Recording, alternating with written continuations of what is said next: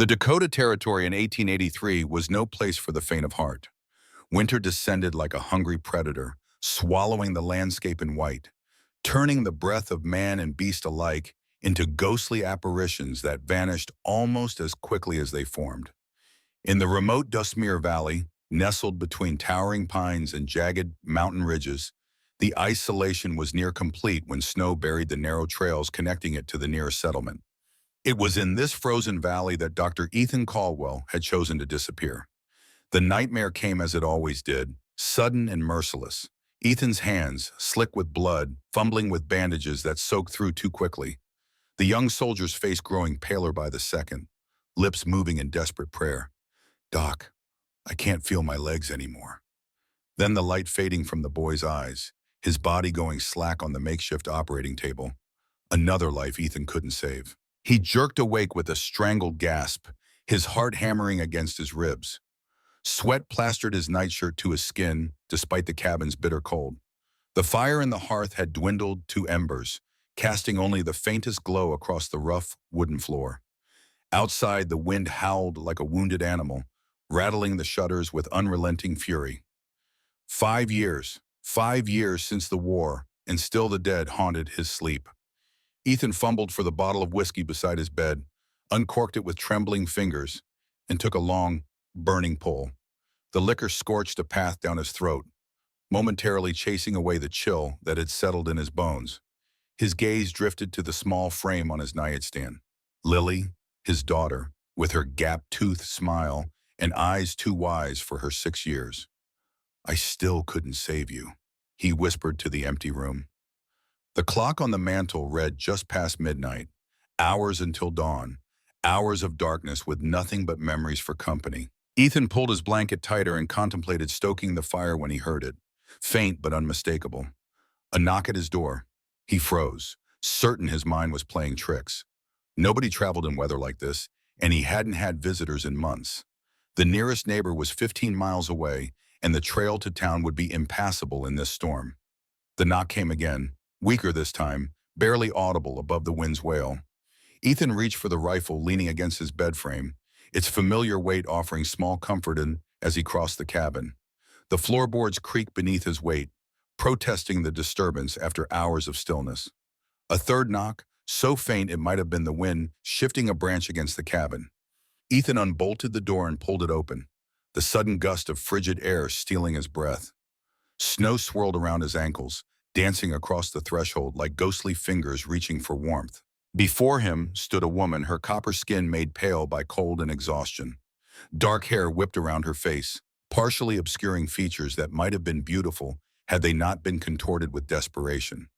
Her clothing, a mix of traditional Apache garments and settler cast-offs, was soaked through, and her feet were bare, the skin cracked and bleeding where it met the snow. But it was what she carried that stopped Ethan's heart. A child, perhaps 5 or 6 years old, bundled against her chest. The boy's face was flushed with fever, his breathing shallow and labored. "Please," the woman said, her voice barely above a whisper. "Save my son." She swayed dangerously, knees buckling. "I will trade my body. He needs a father." Her eyes, dark as midnight, bored into Ethan's with fierce determination. "Please save him." For a heartbeat, Ethan considered closing the door. He had left that life behind, the responsibility of holding lives in his hands. He had failed too many times. Then the boy's eyelids fluttered, revealing feverish eyes that stared through Ethan with such trust that it physically pained him. In that moment, all he could see was Lily's face on that final night, her small hand clutching his as fever ravaged her tiny body. Without a word, Ethan stepped aside, opening his door to the storm and whatever fate had delivered to his threshold. The woman, Kiona, she called herself, collapsed onto the wooden chair Ethan offered, her body trembling violently as warmth began to penetrate her frozen limbs. Her eyes never left her son as Ethan laid him on the bed, closest to the fire. "How long has he been like this?" Ethan asked, his doctor's instincts taking over despite his reluctance. 3 days of fever," Kiona replied, her English careful but clear. "We walked 2 days in snow. Makia stopped waking yesterday." Ethan placed a hand on the boy's forehead, feeling the dangerous heat radiating from his skin. Pneumonia, most likely, with exposure complicating matters. The child needed medicine, proper care, things Ethan wasn't certain he could provide anymore. "I need to examine him," he said, hesitating. "I was a doctor once, during the war." Kiona nodded, a flicker of hope crossing her exhausted features. "You will help him?" Instead of answering, Ethan knelt beside his bed and reached underneath, pulling out a wooden chest that hadn't seen daylight in years. The key hung on a leather cord around his neck, hidden beneath his shirt, a constant reminder of the life he'd abandoned. His fingers trembled slightly as he unlocked it, the hinges protesting with a creak that seemed to echo his own reluctance. Inside lay his past, a medical bag, instruments neatly arranged, medical text, journals filled with observations in his precise handwriting, and a small pouch of emergency medicines he'd managed to bring with him when he fled civilization. Everything smelled of dust and disuse. As Ethan lifted out the stethoscope, memories crashed over him. The screams of dying men, the stench of gangrene, the weight of making decisions that determined who lived and who died. His hands began to shake so badly that he nearly dropped the instrument. "I can't," he whispered, more to himself than to Kiona. "I can't do this again." Behind him, Makia's breathing grew more labored, a wet, rattling sound that Ethan recognized all too well, the same sound Lily had made in her final hours. "Doctor," Kiona's voice cut through his panic, firm despite her exhaustion. "You are all we have." Ethan closed his eyes, took a deep breath, and made his decision. He couldn't save Lily. Perhaps he couldn't save this boy either.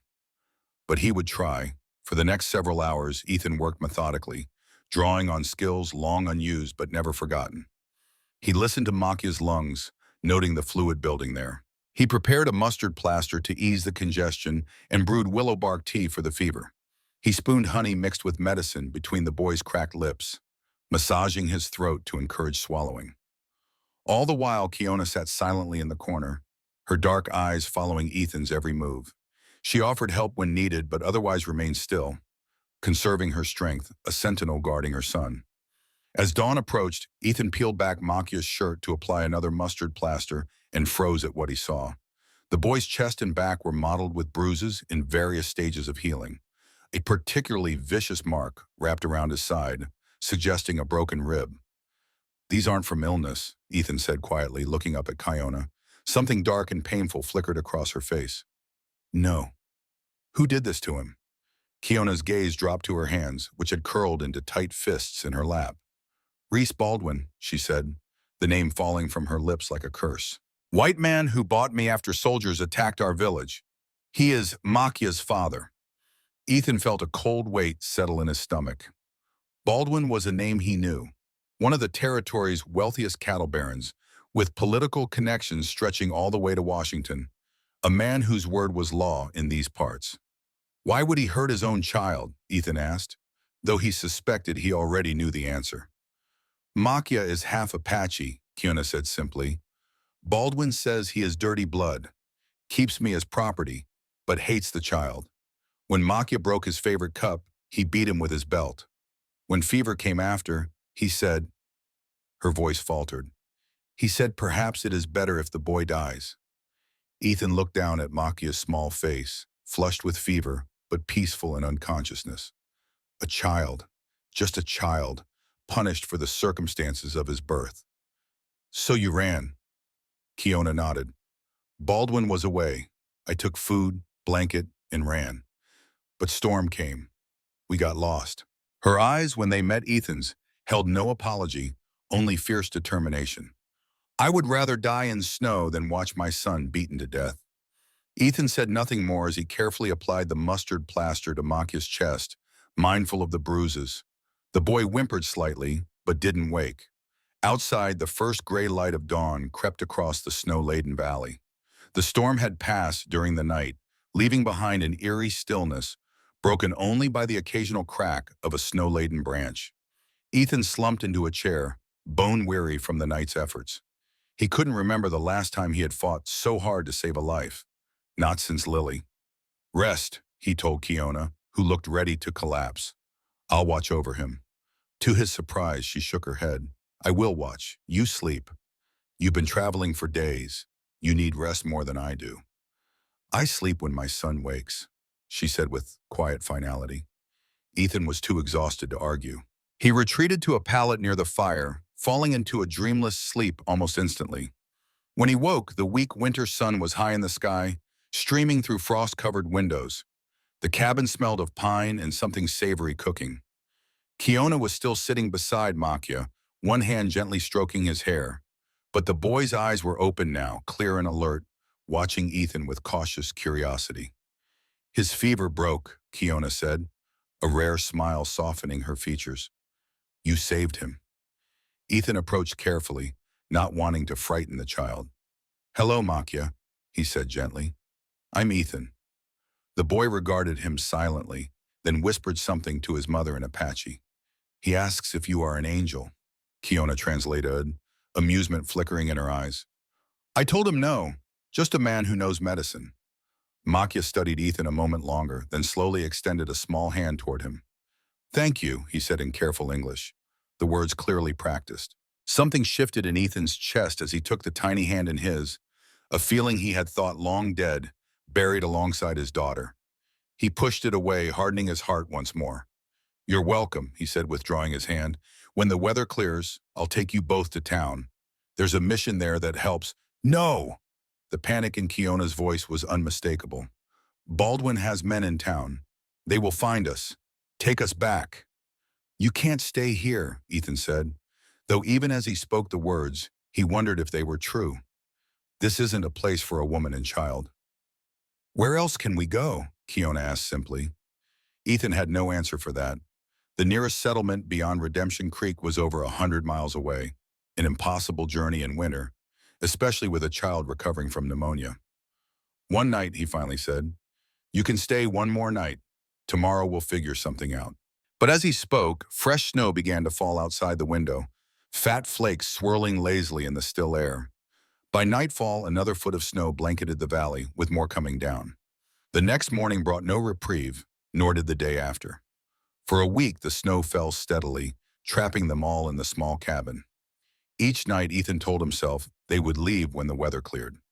Each morning, he awoke to find them still there. Kiona cooking meals from his dwindling supplies, Makia recovering a bit more each day. Ethan retreated to the stable, making it his sleeping quarters despite the cold, giving the cabin's only bed to Kiona and Makia. He told himself it was proper, that he was merely being a gentleman. But deep down, he knew he was keeping his distance for another reason, fear of caring again, of having something to lose. On the 8th night, Ethan woke in the stable to the sound of Makia screaming. He bolted upright, grabbing his rifle, and rushed through the snow to the cabin. Inside, he found Kiona holding her thrashing son, whispering soothing words that seemed to have no effect. Night terrors, she explained as Ethan entered.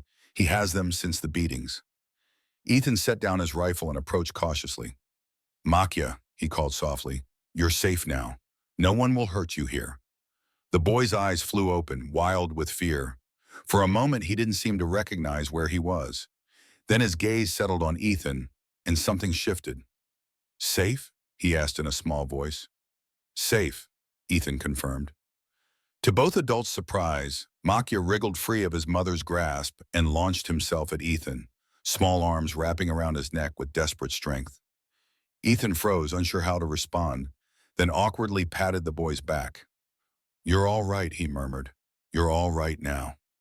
Over Makia's shoulder, he met Kiona's eyes. Something unspoken passed between them, an acknowledgement, perhaps, that their lives had become entangled in ways neither had anticipated. That night, Ethan moved his pallet back into the cabin. Just until the night terrors passed, he told himself. Just until they could leave. The days settled into an unexpected routine. Ethan spent his mornings outside, chopping wood and caring for his horse, while Kiona kept the cabin in order with quiet efficiency. She mended torn curtains, patched holes in his shirts that he'd ignored for months, and prepared meals that were simple but far more flavorful than the basic fare Ethan had been living on. Makia grew stronger each day. Once he could stand without dizziness, he began following Ethan everywhere, watching with solemn attention as the man went about his chores. At first, Ethan tried to ignore the boy, keeping conversation to a minimum. But Makia's persistent presence and curious questions gradually wore down his defenses. "What is this?" Makia asked one morning, pointing to a trap Ethan was baiting. "It's for catching rabbits," Ethan explained. "For food." "Can I learn?" Ethan hesitated, then nodded. "Watch carefully. The spring is dangerous if your fingers get caught." Makia observed with intense focus as Ethan demonstrated, his small face serious. When Ethan finished, the boy looked up at him with those dark, earnest eyes. "I will be careful," he promised. "I want to help." Something about the boy's solemn determination reminded Ethan painfully of Lily. She too had wanted to help with everything, insisting she was big enough to carry water or fetch kindling. "All right," Ethan said, his voice gruffer than intended. "You can help check the traps tomorrow." Makia's face lit up with a smile so bright it seemed to warm the frigid air between them. "Thank you." That afternoon, while Ethan was repairing a broken shutter, Makia disappeared into the cabin and returned dragging something across the floor, Ethan's medical chest. "What are you doing with that?" Ethan asked sharply, his heart rate accelerating. Makia froze, fear flashing across his face at Ethan's tone.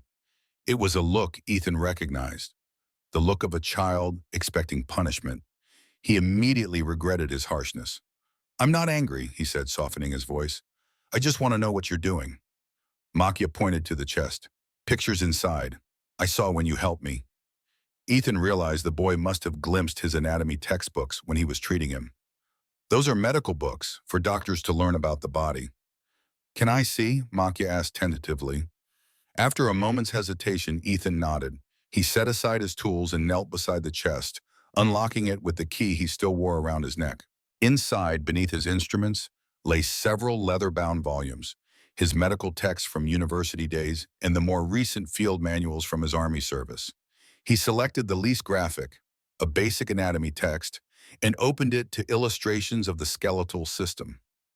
Makia leaned close, his expression one of wonder rather than fear. "These are bones," Ethan explained. "Everyone has them inside, holding their body together." "Like the bird bones in the forest?" Makia asked. "Yes, similar, though ours are larger and shaped differently for walking upright." For over an hour they sat together on the cabin floor, Ethan turning pages and explaining the basics of human anatomy, while Makia asked surprisingly insightful questions for a child his age. From the kitchen area, Kiona watched silently, a small smile playing at the corners of her mouth. That night, after Makia had fallen asleep, Kiona approached Ethan as he sat by the fire, staring into the flames. "You were a healer before the war," she said. Not a question, but a statement. Ethan nodded, his eyes not leaving the fire. "A doctor. I studied at Harvard Medical School, then joined the Union Army when the war began." "Why did you stop?" The question hung in the air between them, simple yet impossibly complex. Ethan took a long drink from his mug, buying time. "I couldn't save them all," he finally said, his voice low. "Made too many mistakes. Lost too many patients." Kiona settled onto the floor nearby, her legs folded beneath her. "The medicine man of my people said that death is not failure. It is part of the circle we all walk." "Easy to say when it's not your responsibility," Ethan replied, a bitter edge to his words. "My father was medicine man," Kiona said quietly. "I saw him lose patients too. He grieved, but never stopped helping others." Ethan's head snapped up. "Your father?" She nodded. "He taught me about plants that heal, about sickness and injuries. I was learning to become medicine woman when the soldiers came." For the first time, Ethan truly looked at her, not as a temporary inconvenience or a problem to be solved, but as a person with a past as complex as his own.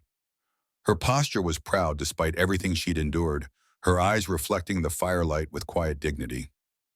"What happened to your village?" he asked. Kiona's gaze dropped to her hands. 3 winters ago, soldiers came at dawn. They said our hunting grounds now belong to white settlers. When our chief protested, they opened fire." Her voice remained steady, but her hands trembled slightly. "My father died trying to help the wounded. I was captured with other women, sold to men like Baldwin." "And Makia's father is Baldwin?" The question felt intrusive, but Ethan needed to understand the full scope of their situation. "Baldwin took what he wanted," Kiona said simply.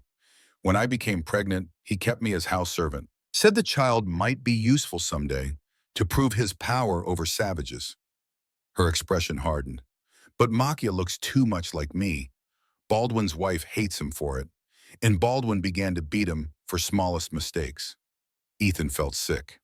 Such stories weren't uncommon on the frontier, but facing the reality of it, the living, breathing consequences in the form of the woman before him and the boy sleeping peacefully across the room, was different from hearing distant rumors. "I'm sorry," he said, knowing the words were wholly inadequate. "Why?" Kiona asked. "You did not do these things." "No, but—" Ethan struggled to articulate the complex guilt he felt as a white man confronted with the suffering his race had inflicted. "My people did." Kiona studied him for a long moment. "You are not Baldwin," she finally said. "You saved my son when you could have turned us away." A log shifted in the fire, sending up a shower of sparks. Outside, the wind picked up, whistling around the eaves of the cabin with a mournful sound. "I had a daughter once," Ethan said suddenly, the words escaping before he could stop them. "Lily. She was 6 when the fever took her." Kiona's expression softened with understanding. "That is why you look at Makia with sad ease." Ethan nodded, his throat tight. "My wife Eleanor, she couldn't bear it. Blamed me for not saving our child. Left a month after the funeral." "You were a doctor. Could you not save your daughter?" The question hit him like a physical blow. "I tried everything," he whispered. "Nothing worked." For the first time in 5 years, the dam broke. Ethan's shoulders shook with silent sobs, grief finally finding release after years of isolation. He flinched when he felt a hand on his shoulder, then looked up to find Kiona kneeling beside him, her expression not one of pity, but of deep understanding. "My first child died too," she said softly. "A son, born too early. I understand this pain that never leaves." For a long moment they stayed like that, two wounded souls finding unexpected recognition in each other's grief. The fire crackled softly, casting dancing shadows across the cabin walls. Outside, the wind's howl gradually subsided, leaving only the profound silence of a snow-covered wilderness. No words passed between them. None were needed. In that quiet moment, something fundamental shifted. A hairline crack in the ice that had encased Ethan's heart for so long. The following week brought warmer temperatures, the first hint that winter's grip might eventually loosen. Snow began melting from the cabin's roof, forming icicles that glittered in the strengthening sun. Ethan found himself spending more time with Makia, teaching the boy simple tasks: how to check traps, how to groom the horse, how to whittle basic shapes from soft pine. Makia proved to be a quick study, his natural dexterity and eager attention making him an apt pupil. One evening, as they sat at the rough-hewn table for dinner, Makia surprised Ethan by addressing him in halting Apache. Hey, the boy said with a shy smile. "Thank you for teaching me." Ethan blinked in surprise, then responded with one of the few Apache phrases he knew. "Du hashneda." "You're welcome." Kiona's head snapped up, her eyes wide with astonishment. "You speak Apache?" Ethan shook his head.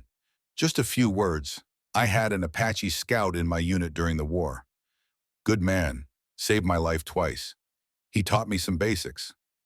"What was his name?" Kiona asked. "Nayol said it meant wind in your language." A strange expression crossed Kiona's face. "Nayol was my cousin's name." "There must be many Niles among the Apache," Ethan said, but he felt an odd prickling along his spine, the sense that the world was perhaps smaller than he had believed. "Perhaps," Kiona agreed, though she looked thoughtful. "Will you teach Makia more English, and I will teach you more Apache?" The request surprised him, as it implied a future together that Ethan had been careful not to consider. Yet he found himself nodding. "Fair trade," he said. That night, as Makia slept peacefully for the third consecutive night without terrors, Ethan made a decision. Though the trails were still snow-covered, they were becoming passable. Within weeks, travel would be possible again. He would help Kiona and Makia reach safety, perhaps the Sioux reservation to the north, where Baldwin's influence wouldn't reach. It was the right thing to do, the humane thing, and then he would return to his solitude, to the simple life he had chosen after losing everything that mattered. He told himself it was for the best, that he wasn't equipped to be part of a family again, that they deserved better than a broken man who'd abandoned his calling and his humanity. He almost believed it. The sound of approaching hoofbeats shattered the morning stillness 3 days later. Ethan was outside splitting wood when he heard it, a single horse making its way up the snow-packed trail to his cabin. He set down his axe and moved his hand to the revolver at his hip, a precaution he'd taken to carrying since Kiona and Makia's arrival. The rider came into view around the bend in the trail, a woman bundled in expensive furs, her blonde hair visible beneath a fashionable hat. Ethan's hand fell away from his gun, shock replacing wariness as recognition dawned. Eleanor, he breathed, the name feeling strange on his lips after so many years. His former wife reined in her horse at the edge of the cleared yard, studying him with cool blue eyes that gave away nothing of her thoughts. She was still beautiful, perhaps more so than when they'd parted. Her features had matured, taking on a polished elegance that spoke of wealth and social position. "Hello, Ethan," she said, her voice carrying clearly in the crisp air. "It's been a while. 5 years, 2 months, and 17 days to be precise." But Ethan didn't say this aloud. "What are you doing here?" "I heard you were living up here alone." Her gaze drifted toward the cabin, where smoke curled from the chimney. Apparently the reports were exaggerated. Before Ethan could respond, the cabin door opened. Kiona stepped onto the porch, Makia half hidden behind her skirts, his dark eyes wide with curiosity and apprehension. Eleanor's expression shifted, surprise giving way to something harder. "I see you've adapted well to frontier life," she said, her tone taking on an edge. "Taken up with a native woman and her—" She paused, eyeing Makia. "Is the boy yours?" "No," Ethan said firmly, "and Kiona isn't my woman. They're guests, sheltering from the winter." Eleanor arched a perfectly shaped eyebrow. "How charitable of you." She dismounted with practiced grace, her expensive riding boots crunching in the snow as she approached. Up close, Ethan could see the fine lines at the corners of her eyes, the only visible sign of the passage of years. "I've remarried," she said without preamble. "Thomas Porter. He's the new bank president in Redemption Creek." Ethan nodded, unsurprised. Eleanor had always been ambitious, and a small-town doctor with modest prospects hadn't been enough for her even before tragedy struck. "Congratulations," he said, meaning it. "Porter's a good name in these parts." "Yes, well." Eleanor glanced toward the cabin again where Kiona still stood watching them. "Tom's doing quite well. He's purchasing land throughout the territory. Investment in the future, he calls it." Ethan finally understood the purpose of her visit. "And he wants my land." "We could start over," Eleanor said, her voice softening into something that might have been genuine. "The price would be more than fair. You could move somewhere new, somewhere without memories. Somewhere more civilized," was the unspoken suggestion. "Somewhere a respectable white man wouldn't be living alone in the wilderness with an Apache woman and child." "I'm not selling," Ethan said. "This is my home now." Eleanor's expression hardened. "Don't be foolish, Ethan. You're wasting your talents up here. You were one of the finest surgeons in the territory." "That man died with his daughter," Ethan replied, his voice flat. A flicker of pain crossed Eleanor's face, quickly masked. "Lily was my daughter too. Don't you dare imply I didn't suffer. You left because I couldn't bear to look at you and see all we'd lost." Eleanor's composure cracked. "Every time I saw you, I remembered her." Ethan felt the old anger rising, but it faded almost immediately. Time had given him perspective. They had each dealt with grief in their own way, her by fleeing, him by isolating. Neither path had led to healing. "We both lost our way," he said quietly. Eleanor's expression softened slightly. "Yes, perhaps we did." "That's not fair," he said, but the protest sounded hollow even to his own ears. "Isn't it?" Eleanor sighed, suddenly looking tired. "It doesn't matter now. It's all in the past." She glanced toward the cabin again, her gaze lingering on Kiona. "Be careful, Ethan. Living with an Indian woman, people will talk, and in this territory, talk can be dangerous." "Is that a threat?" Ethan asked quietly. Eleanor looked genuinely shocked. "Of course not. It's a warning from someone who once cared about you." She hesitated, then added in a lower voice, Reese Baldwin has been asking questions in town about a missing Apache woman and her son. Ethan felt cold that had nothing to do with the winter air. Baldwin has no claim on them. In his mind, he does. Eleanor stepped closer, lowering her voice further. He's a powerful man, Ethan. Connected. Dangerous when crossed. Why are you telling me this? Eleanor studied him for a long moment. Because whatever happened between us, I don't want to see you hurt. Her eyes flicked toward the cabin once more. Or them, the boy reminds me of... She stopped, unable to speak their daughter's name. She turned away, moving back to her horse with brisk steps. Think about my offer, Ethan. A fresh start somewhere else might be the safest option for everyone. As she mounted, Ethan found his voice again. You said you remarried. Are you happy, Eleanor? The question seemed to catch her off guard. She paused, one hand on the saddle horn, and for a moment her carefully constructed facade slipped, revealing a glimpse of the woman he'd once loved. Tom is a good man, she said finally. We have a comfortable life. It wasn't an answer, not really, but Ethan understood what she wasn't saying. Comfort wasn't happiness. Security wasn't love. Goodbye, Ethan, Eleanor said, gathering her reins. My offer stands until the spring thaw. After that, she shrugged. Tom has other interested parties. She turned her horse and rode away, a solitary figure against the vast white landscape. Ethan watched until she disappeared around the bend in the trail, a strange emptiness settling in his chest. When he finally turned back toward the cabin, he found Kiona standing just a few paces behind him, Makia clutching her hand tightly. That was your wife, Kiona said. Not a question. Former wife, Ethan corrected. Eleanor. She wants you to leave this place. Ethan nodded. Her new husband wants to buy my land. And she warned me about Baldwin. Fear flickered in Kiona's eyes. He is looking for us. Yes. Kiona straightened her shoulders, her expression resolute. We will go. Tomorrow. You have done enough for us already. Go where? Ethan asked. The trails are barely passable, and Baldwin has men in every settlement within 100 miles. We will find a way, Kiona insisted. I will not bring danger to your door after you save my son. Makia, who had been listening silently, suddenly spoke up. I don't want to go, he said in English, his voice small but determined. I like it here with Ethan. Kiona knelt beside her son, speaking softly in Apache. Makia shook his head stubbornly, responding in the same language with increasing agitation. Finally, the boy broke away from his mother and ran to Ethan, wrapping his arms around the man's legs. Please let us stay, Makia begged, looking up with eyes so like lilies that Ethan felt his heart constrict. I'll be good, I promise.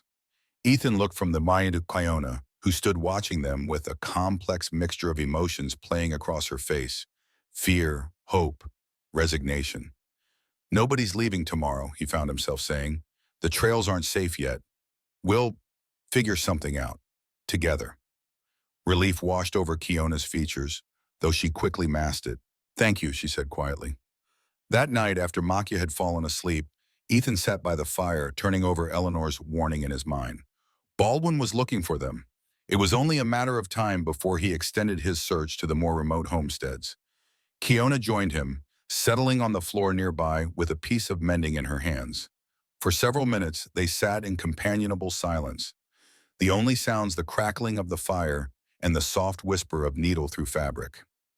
Your wife still loves you, Kiona finally said, her eyes on her work. Ethan snorted softly. Eleanor moved on a long time ago. I saw how she looked at you. There is still feeling there. Regret, maybe, not love. Ethan poked at the fire, sending up a shower of sparks.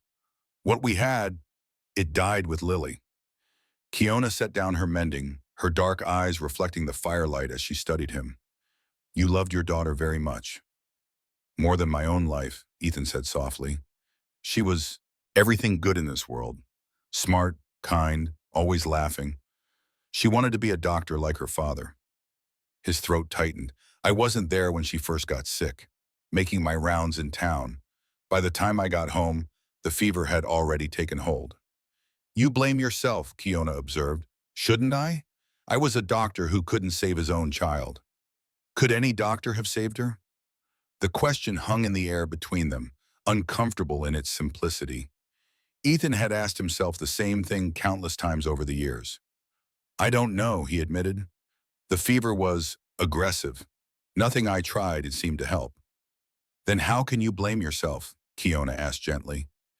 Ethan had no answer. The rational part of him knew she was right. Some illnesses were beyond even the best medical care. But the father in him, the doctor, couldn't accept that there had been nothing more he could have done. When Makia was sick, Kiona said, breaking the silence, I thought I would lose him too, like my first son. I was ready to trying to save him. Her eyes met Ethan's, steady and clear. Then I found you, a healer who had stopped healing. And yet, you saved him. I got lucky, Ethan muttered. No, Kiona said firmly. Your hands remember what your heart tries to forget. You are still a healer, Ethan Caldwell. You have just lost your way. Before Ethan could respond, a sound from outside caught their attention. The distant howl of a wolf, followed by another, and another. The pack was hunting in the valley tonight. They hunt together, Kiona observed. Alone, the wolf starves. Together, they survive. Ethan understood the metaphor. I've survived alone for 5 years. Survived, Kiona agreed, but not lived. She rose gracefully, gathering her mending. Sleep well, Ethan Caldwell, she said, moving toward the corner where Makia slept on the bed.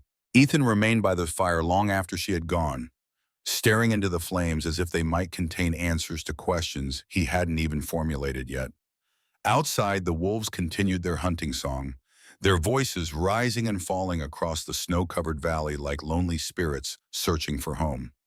That night, for the first time in years, Ethan dreamed of Lily, not as she was in her final moments, pale and struggling for breath, but as she had been in life, laughing, her small hand in his, leading him towards something he couldn't quite see.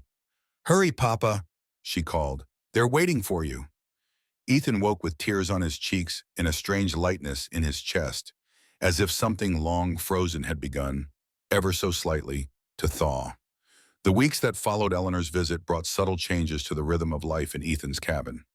As February yielded to early March, the days grew incrementally longer, sunlight lingering on the snow-covered valley like a hesitant promise. The bitter cold began to soften at midday. Though nights remained frigid, the 3 inhabitants of the small cabin drawing closer to the fire as darkness fell.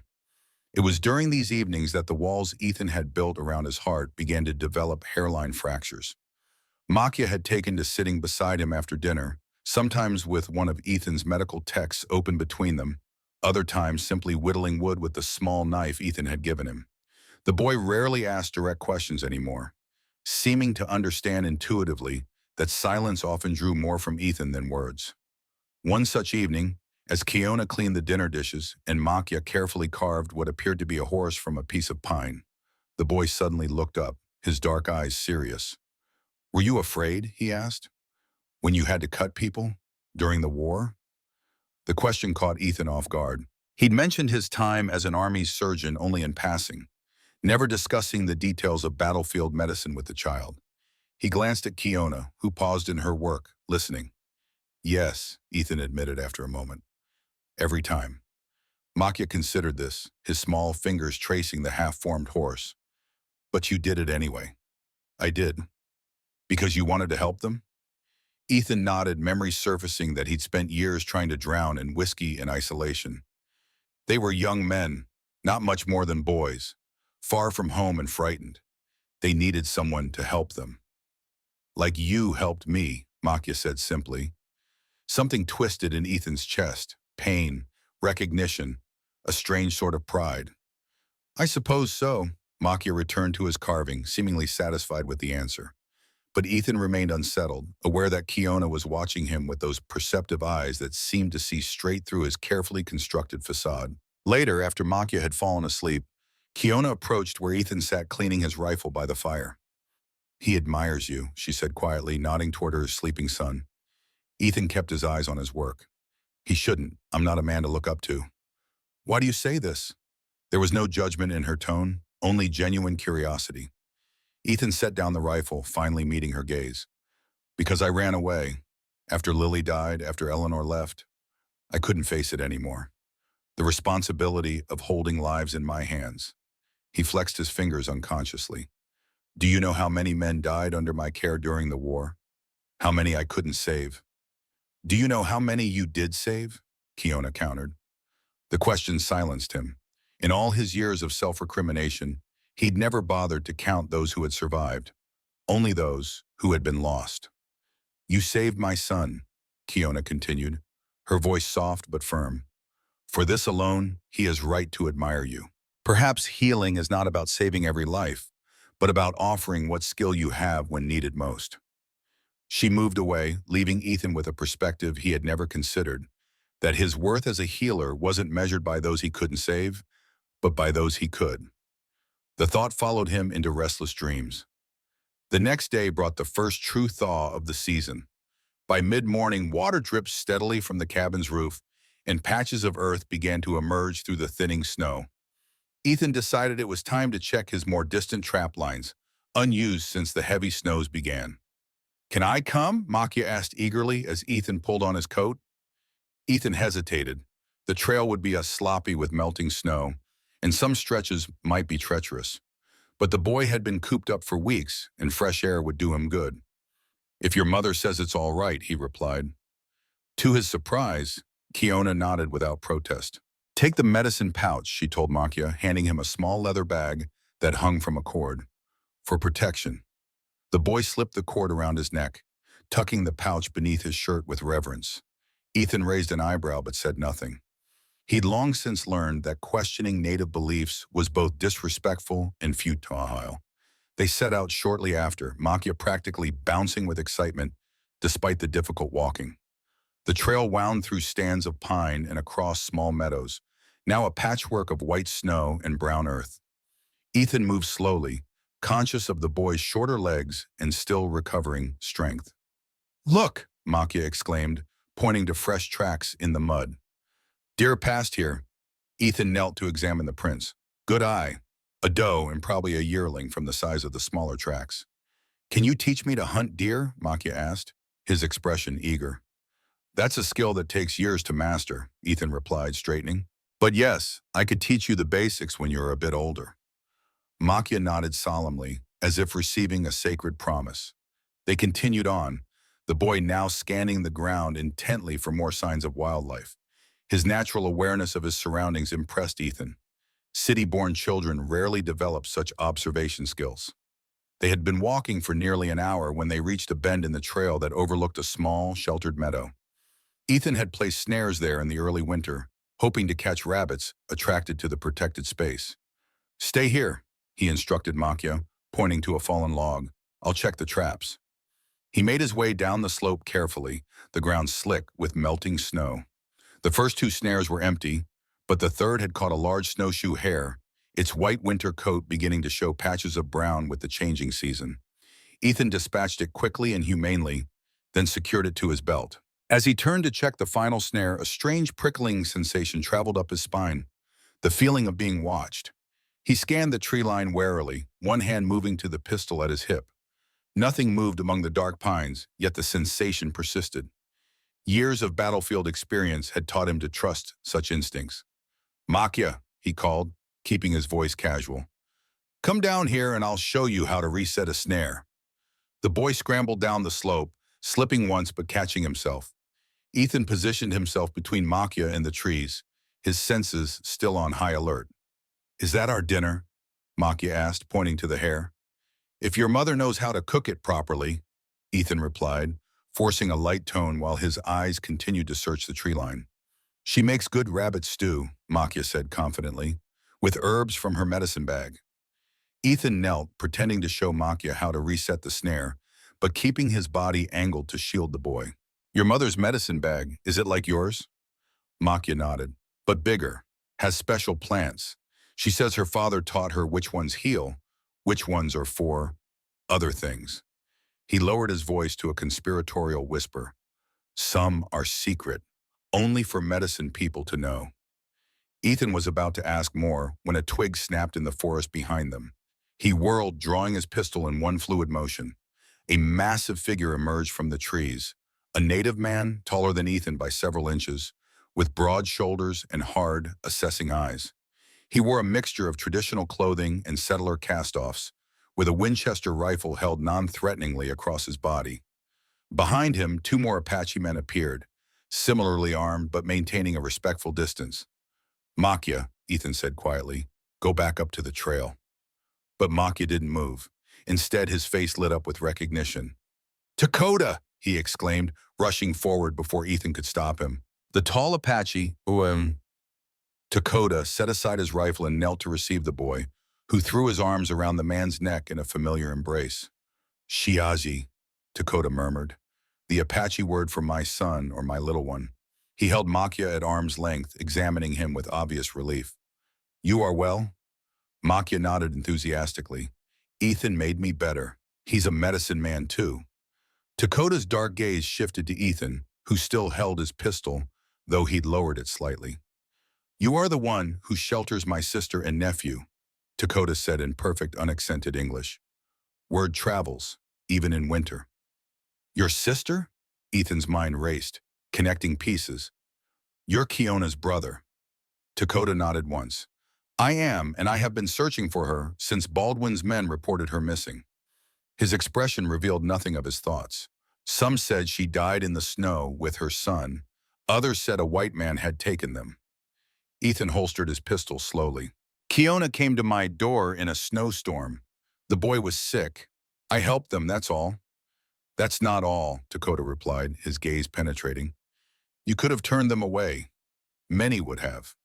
Before Ethan could respond, Makia tugged at Dakota's sleeve, speaking rapidly in Apache. The man listened intently, his expression softening slightly as the boy continued his enthusiastic narrative. "My nephew says you saved his life," Dakota said when Makia finally paused for breath. "That you are a healer who teaches him about bones and blood vessels. That you let him help check the traps." A glimmer of something, amusement perhaps, flickered in his stoic features. "He says you are sad inside, but kind anyway." Ethan felt strangely exposed by the child's assessment. "Makia has an active imagination." "Children often see truth that adults miss," Dakota replied. He straightened to his full height, dwarfing his nephew who still clung to his side. "I would speak with my sister." It wasn't a request. Ethan glanced at the other two Apache men, who maintained their watchful stance at the edge of the clearing. "She's at my cabin," Ethan said. "About an hour's walk back." Dakota nodded and spoke briefly to his companions in Apache. They melted back into the forest without a word.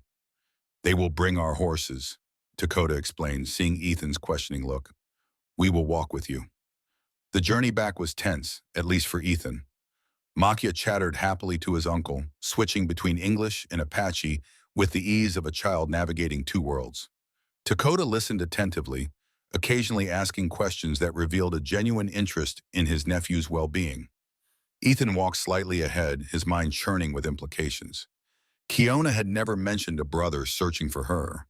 Was Dakota here to take them away? The thought brought an unexpected pang of loss that Ethan wasn't prepared to examine too closely. They were within sight of the cabin when Dakota spoke directly to him again. "Baldwin has put a price on their return," he said quietly, his voice pitched so Makia, who had run ahead, couldn't hear. $500.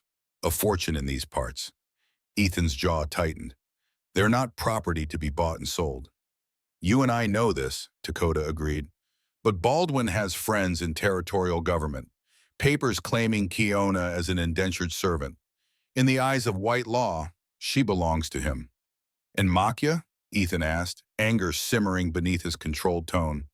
Dakota's expression darkened. "A half-breed has few rights, even when his father is a powerful white man, especially when that man denies him." They reached the cabin just as Keona emerged onto the porch, likely drawn by the sound of their approach. She froze at the sight of Dakota, her hand flying to her throat in a gesture of shock. "Brother," she whispered, the word carrying across the still air. For a moment, neither moved. Then Keona rushed forward as Dakota strode to meet her. They embraced fiercely, speaking rapid Apache that Ethan couldn't follow, though the emotion behind the words was clear. Makia watched the reunion with a beaming smile, then turned to Ethan. "See, I told you Dakota would find us." Ethan felt a chill that had nothing to do with the March air. "You knew he was looking for you?" Makia nodded. Mother said we must wait for snow to melt. Then Dakota would come. The revelation stung more than it should have. Of course they had plans beyond his cabin. Of course this temporary arrangement had always been just that. Temporary. Ethan had known this from the start, had told himself it was for the best. So why did it feel like betrayal? He turned away, busying himself with securing the rabbit to a hook by the door. Behind him, the siblings continued their conversation, their voices rising and falling in the musical cadence of Apache. Ethan caught Makia's name several times, and once he was certain he heard his own. When he finally turned back, Kiona was watching him, her expression unreadable. "My brother brings news," she said simply. Dakota stepped forward. "Baldwin searches for Kiona and Makia. He has men watching trails, questioning travelers. So far, he does not look this far north." His gaze swept over the cabin and surrounding clearing. "But when snow melts completely, he will expand his search." "I know," Ethan said. "Eleanor, my former wife, warned me." Surprise flickered across Dakota's face. "The banker's wife? She knows they are here?" "She saw them when she visited," Ethan confirmed. "She hasn't told Baldwin, at least not yet. But she made it clear we aren't safe here." Kiona exchanged a look with her brother that Ethan couldn't interpret. "Where would we go?" she asked Dakota. "Baldwin's reach is long." "North," Dakota replied, "to the Lakota lands. I have friends among them. They would welcome you and Makia." Ethan felt a hollowness expanding in his chest. It was the right solution. The Lakota reservation was far beyond Baldwin's influence, and Kiona and Makia would be among people who understood their ways, who wouldn't look at them as outsiders or property. It was the right solution, and it was tearing him apart. "When?" Kiona asked, her voice carefully neutral. "When trails are safe," Dakota replied. "A few weeks, perhaps less." Makia, who had been listening to the adults with growing concern, suddenly grabbed Ethan's hand. "I don't want to go," he said, his voice trembling. "I want to stay with Ethan." Kiona knelt before her son, speaking gently in Apache. Makia shook his head vehemently, tears welling in his eyes. "No," he shouted, reverting to English as his emotions overcame him. "Ethan needs us. He's alone and sad without us." The raw truth of the child's words hit Ethan like a physical blow. He had been alone, desperately, hollowly alone, and somehow, without his noticing, these two people had filled spaces in his life he'd thought permanently emptied by grief. "Makia," he said gently, kneeling beside Kiona, "your uncle is right. Baldwin is dangerous. You and your mother will be safer with the Lakota." "You could come too," Makia suggested, hope brightening his tear-streaked face. The simplicity of the child's solution caught Ethan off guard. Leave everything behind? Follow them north to an uncertain welcome among people who had every reason to distrust a white man? "I can't," he said finally. "This is my home." Makia's face crumpled, and he turned to Watide, running into the cabin. Kiona rose to follow him, pausing only to give Ethan a look of such complex emotion that he couldn't begin to decipher it. Left alone with Dakota, Ethan felt the weight of the other man's assessing gaze. "You care for them," Dakota observed. Not a question, but a statement. Ethan couldn't deny it. "Yes, yet you will let them go." "It's not my decision to make," Ethan replied. "Kiona is free to choose what's best for her and Makia." Dakota studied him for a long moment. "Among my people, a man who saves a life becomes responsible for that life, connected to it." "I'm not Apache," Ethan said, though the concept resonated with him in ways he wasn't prepared to examine. "No," Dakota agreed, "but some truths cross the boundaries between peoples." He gestured toward the cabin where Kiona could be heard speaking softly to a still-crying Makia. "My sister has known little kindness from white men, yet she trusts you with her son, her heart." Before Ethan could respond, the sound of approaching horses drew their attention. Dakota's two companions appeared, leading 3 mounts. They dismounted at the edge of the clearing, keeping a respectful distance. "I must go," Dakota said. "We camp in the hills to the east. I will return in 3 days." He fixed Ethan with a penetrating stare. "Think carefully about what kind of man you wish to be," to Caldwell. "Some choices, once made, cannot be unmade." With that cryptic advice, he turned and strode toward his waiting companions. Ethan watched them ride away, three dark silhouettes against the late afternoon sky, until they disappeared into the tree line. Inside the cabin, Makia's sobs had quieted. Ethan entered to find the boy curled on the bed, exhausted from his emotional outburst, with Kiona sitting beside him, gently stroking his hair. "I'm sorry," Ethan said quietly. "I didn't mean to upset him." Kiona looked up, her dark eyes unreadable. "He has lost much in his short life. He fears losing you too." The simple statement struck Ethan with unexpected force. When had he become someone the boy feared losing? When had he allowed himself to become so essential to these two lives? "Dakota is right," he said, unable to meet her gaze. "You'll be safer with the Lakota." "Yes," Kiona agreed. "Safer." She continued her gentle stroking of Makia's hair. "But safety is not the only thing that matters in this life." She said nothing more, and Ethan retreated to the porch, needing space to think. The late afternoon sun cast long shadows across the yard, the snow now patchy and retreating. Spring was coming, ready or not, bringing changes he wasn't prepared to face. That night, as Kiona prepared the rabbit for stew, Ethan sat at the table cleaning his pistol, lost in thought. Makia had awakened from his nap subdued but no longer tearful, and now sat on the floor nearby, half-heartedly working on his wood carving. "Dakota says Baldwin's men are watching the trails," Ethan said, breaking the uncomfortable silence. "How did he find you here?" Kiona added herbs to the simmering pot before answering. "Dakota is the best tracker in our band. He found signs of our passage even beneath the snow." "And he's been searching all winter?" She nodded. "He would not abandon us. Not like—" She trailed off, but Ethan understood the unspoken reference to Makia's father. "You never mentioned having a brother," Ethan observed, trying to keep his tone neutral. Kiona looked up, her expression guarded. "You never asked about my family." The simple truth of this statement struck him. In all their weeks together, he'd shared his own painful past, but had asked little about hers beyond what she volunteered about Baldwin. "I'm asking now," he said quietly. Something softened in Kiona's expression. She set aside her cooking spoon and joined him at the table. "Dakota is my older brother by 4 summers," she began. "When soldiers attacked our village, he was away hunting with other warriors. He returned to find our people scattered or dead."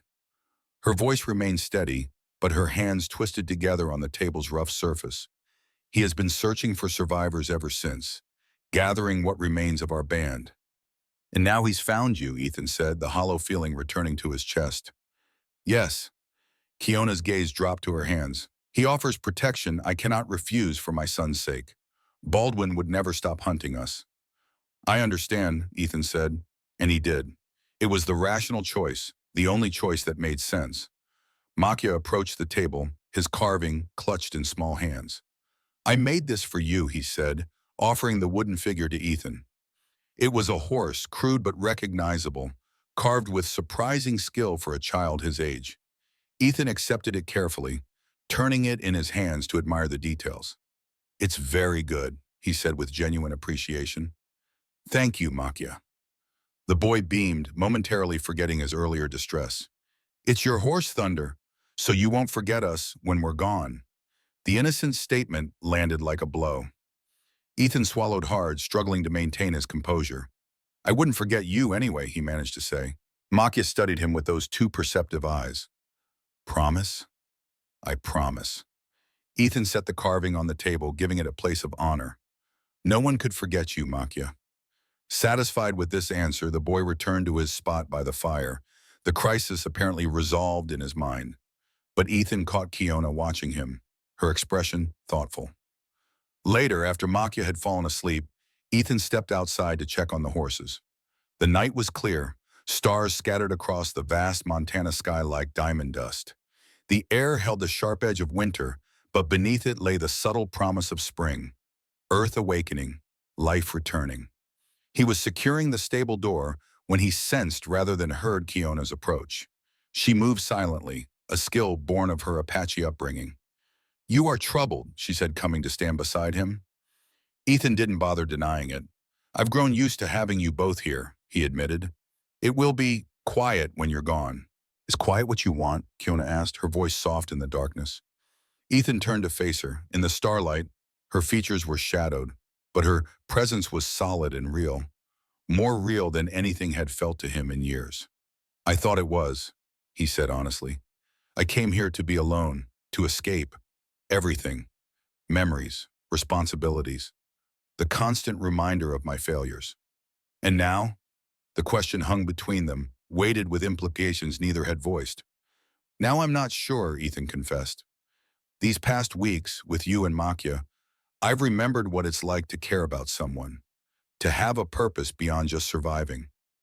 Kiona stepped closer, close enough that he could feel the warmth radiating from her body in the cold night air. "What is it you want, Ethan Caldwell?" she asked, her voice barely above a whisper. What did he want? The question seemed simultaneously simple and impossibly complex. He wanted peace from his guilt. He wanted to stop seeing the faces of those he couldn't save in his dreams. He wanted to practice medicine without fear. He wanted, "I want you to stay," he said, the words escaping before he could reconsider them. "Both of you, but I know it's not safe. I know Dakota is right." Kiona's hand came up to rest against his cheek, her touch impossibly gentle. "What if there was another way?" "What way?" Ethan asked, acutely aware of her closeness, of the unexpected intimacy of the moment. Instead of answering, Kiona rose on tiptoe and pressed her lips to his. The kiss was brief, tentative, a question more than a statement. When she pulled back, her eyes searched his face in the darkness. For a heartbeat, Ethan stood frozen, shock warring with a surge of emotions he'd thought long buried. Then, with a soft sound that might have been surrender, he drew her back to him. Their second kiss held nothing of hesitation. It was heat and need and the recognition of something that had been building between them for weeks, a connection neither had been willing to name until this moment. When they finally parted, both breathing heavily, Kiona rested her forehead against his chest. "I was prepared to be your servant," she said quietly, "to pay the debt of my son's life with my body. But you never asked that of me. You gave without taking. You healed without demanding payment." She looked up, her expression earnest in the starlight. "This I offer freely, not from obligation." Ethan cradled her face in his hands, overcome by the trust she was placing in him. "Kiona, Baldwin will still come looking for you. Dakota is right about that."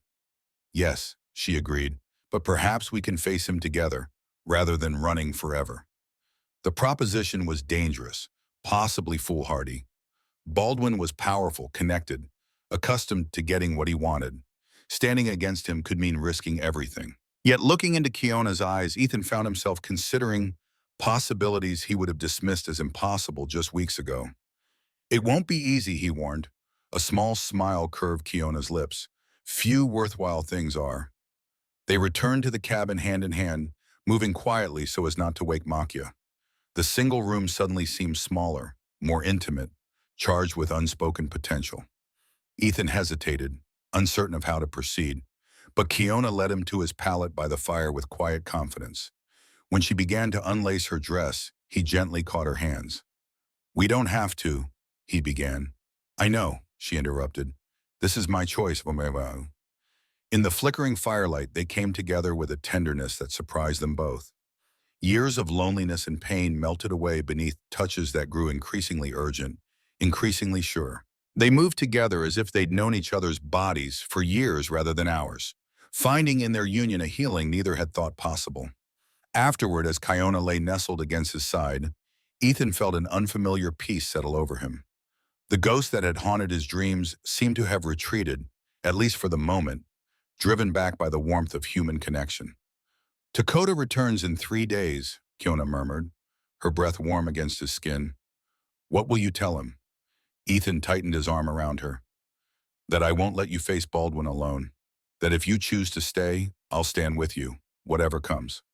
She raised herself on one elbow to look down at him, her long hair falling like a curtain around them. "You would risk everything for us? Your home? Your safety?" "Yes," Ethan said, surprising himself with the certainty he felt. "Yes, I would." Kiona studied him for a long moment, then nodded as if confirming something to herself. She settled back against him, and they lay in comfortable silence, listening to the pop and crackle of the fire, and Makia's soft breathing from the bed across the room. Just as Ethan was drifting towards sleep, Kiona spoke again, her voice so low he almost missed it. "There is something you should know," she said. "Something I have not told you." Ethan roused himself, hearing the seriousness in her tone. "What is it?" Kiona sat up, reaching for her discarded dress. From a hidden pocket, she withdrew a small object wrapped in soft leather. She unwrapped it carefully, revealing a simple wooden medallion carved with symbols Ethan didn't recognize, hanging from a leather cord.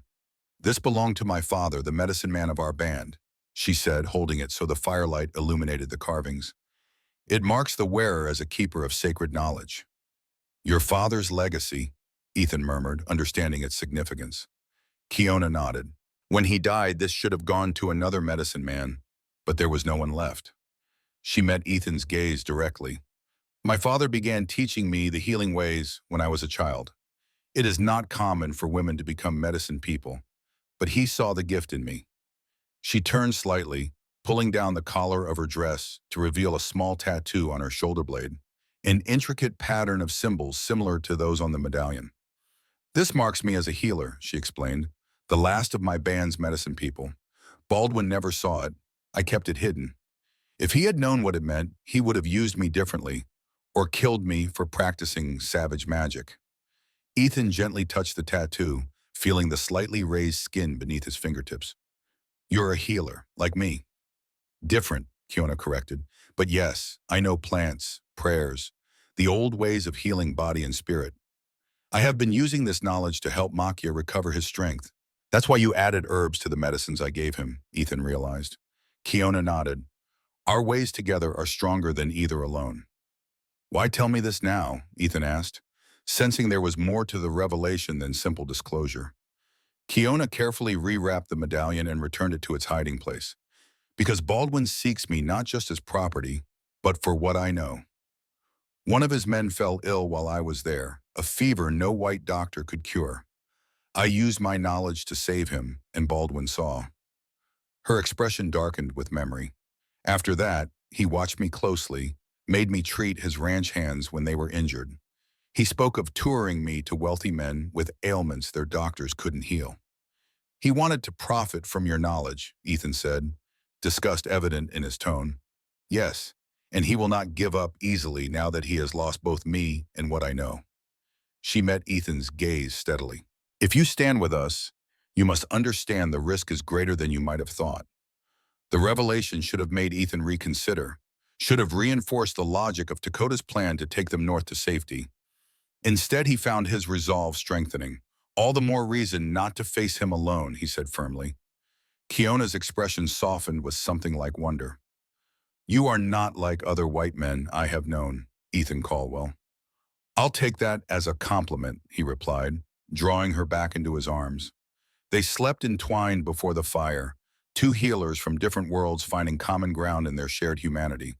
Outside, the late winter wind whispered through the pines, carrying the first subtle sense of the coming spring. Morning brought with it a change in the weather, warmer air, a softer breeze, and the distinct dripping sound of snow melting from the cabin's roof. Ethan woke alone on his pallet, the space beside him still warm from Kiona's presence. He found her outside, standing in a patch of sunlight, her face turned upward as if drinking in the warmth. Makia was nearby, poking at the thinning snow with a stick, fascinated by the muddy earth emerging beneath. Ethan approached Kiona hesitantly, uncertain how daylight might have altered what had passed between them in the night. "Good morning," he said, stopping a respectful distance away. Kiona turned, and the smile that illuminated her face dispelled his concerns. She reached out, taking his hand in hers, with a natural ease that suggested their new closeness was not limited to darkness. "The snow melts quickly today," she observed. "Spring comes to the valley." "Yes," Ethan agreed, glancing toward Makia, who had now discovered a patch of green shoots pushing through the mud. Makia seems to approve. "He has never seen a Montana spring before," Kiona said. "Everything is new to him." Ethan squeezed her hand gently. "About last night, you have doubts?" Kiona asked, her expression growing guarded. "No," Ethan said quickly. "No doubts about us. But I've been thinking about Baldwin, about what you told me." He lowered his voice, ensuring Makia couldn't overhear. If he values your knowledge that much, he won't stop looking. Even if we stand together, we're just two people against a man with money and influence. Kiona nodded, her expression serious. This I know, it is why Dakota urges us north. Maybe he's right, Ethan said, the words difficult to speak. Maybe the safest path is for you and Makia to go with him, at least until Baldwin's interest fades. And you? Kiona asked, her dark eyes searching his face. Would you wait for our return? Or is this your way of saying goodbye gently? The question struck at the heart of his fears. I would wait, he said firmly, but I'm not sure Baldwin's interest will ever fade. Men like him don't forget or forgive easily. No, Kiona agreed, they do not. They stood in silence for a moment, watching Makia as he explored the emerging spring. The boy's delight in each new discovery, a puddle of snowmelt, a budding leaf, a returning bird, was infectious, his joy unmarred by the concerns that weighed on the adults. There is another way, Kiona said finally, her voice so low Ethan had to lean closer to hear. A way that would protect us all, if you are willing. Tell me, Ethan urged. Kiona met his gaze directly. Become my husband in the eyes of your law. Adopt Makia as your son. Baldwin's claim on us would be weakened if we belonged to another man's household. The proposal was so unexpected, so practical yet profound, that Ethan found himself momentarily speechless. Marriage, adoption, a family, legally recognized, where once there had been only lonely isolation. Kiona, are you sure? He finally managed. Last night was our first. I do not offer this lightly, she said, her expression solemn. In my culture, such a union would require approval from elders, gifts exchanged between families. But these are unusual circumstances. A small smile touched her lips. And you are an unusual man. Before Ethan could respond, Makia came running over, his hands cupped around something. Look what I found, he exclaimed, opening his palms to reveal a small green shoot with tiny white flowers. It's growing right through the snow. Spring beauty, Kiona identified the delicate plant. First flower of spring, very brave to push through cold earth. Can I keep it? Makia asked eagerly. Better to let it grow where it lives, Kiona advised, but we can visit it each day to see how it changes. Makia considered this, then carefully returned to the spot where he'd found the flower, gently replanting it. The tenderness with which the boy treated the fragile bloom touched something deep in Ethan's heart. In that moment, watching Kiona and Makia in the spring sunshine, Ethan recognized a truth he had been fighting for weeks. They had become his family in all but name. The thought of losing them, of returning to his solitary existence, was unbearable. Yes, he said, the decision crystallizing with sudden clarity. Yes, I'll marry you. I'll adopt Makia. We'll face Baldwin together. Kiona's smile was like the sunrise, brilliant and full of promise. You are sure? I've never been more certain of anything, Ethan replied, and was surprised to discover it was true. Makia, returning from his planting, looked between them curiously. Why are you smiling like that? Kiona knelt to her son's level, taking his small hands in hers. Ethan has asked to be your father, for us to be a family together. Would you like that? Makia's eyes widened, darting between the adults with disbelief that quickly transformed into joy. Really? Forever? Forever, Ethan confirmed, kneeling beside Kiona. If that's what you want. Makia's answer came in the form of a flying tackle that nearly knocked Ethan backward. Small arms wrapped around his neck with fierce strength as the boy buried his face against Ethan's shoulder. Yes, came the muffled response. Yes, I want that. Over the boy's head, Ethan met Kiona's gaze. Her eyes shimmered with unshed tears, but her smile remained radiant.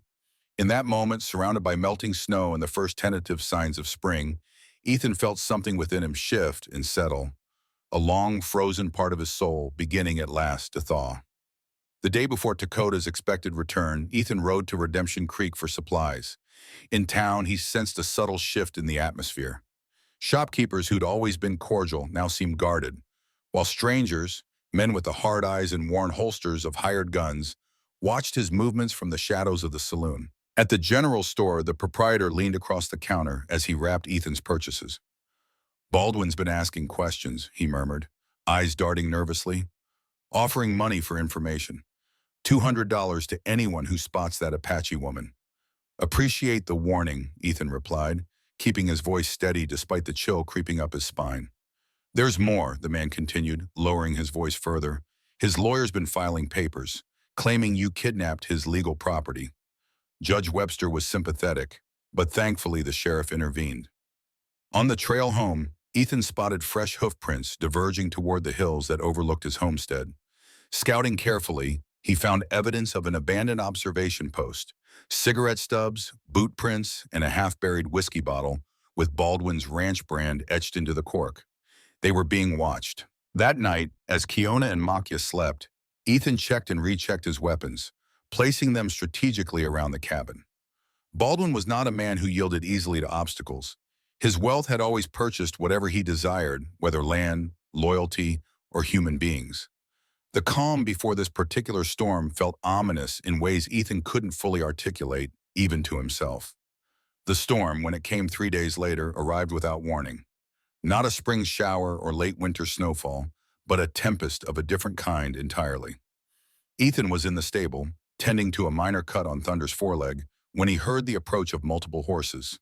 He straightened, wiping his hands on a rag as he stepped to the stable door. A group of riders had entered the clearing, led by a man whose very posture proclaimed wealth and authority.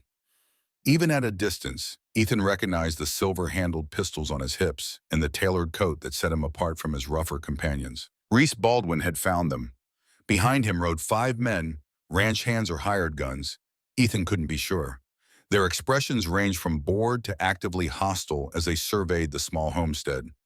Ethan stepped fully outside, making sure his movements were slow and non-threatening. His pistol was back in the cabin, along with his rifle. He was effectively unarmed. Baldwin spotted him immediately, nudging his expensive thoroughbred forward. He was a handsome man in his 50s, with silver threading his dark hair and cold eyes that assessed everything in terms of profit and loss. "Dr. Caldwell," Baldwin called, his voice carrying the refined accent of an Eastern education.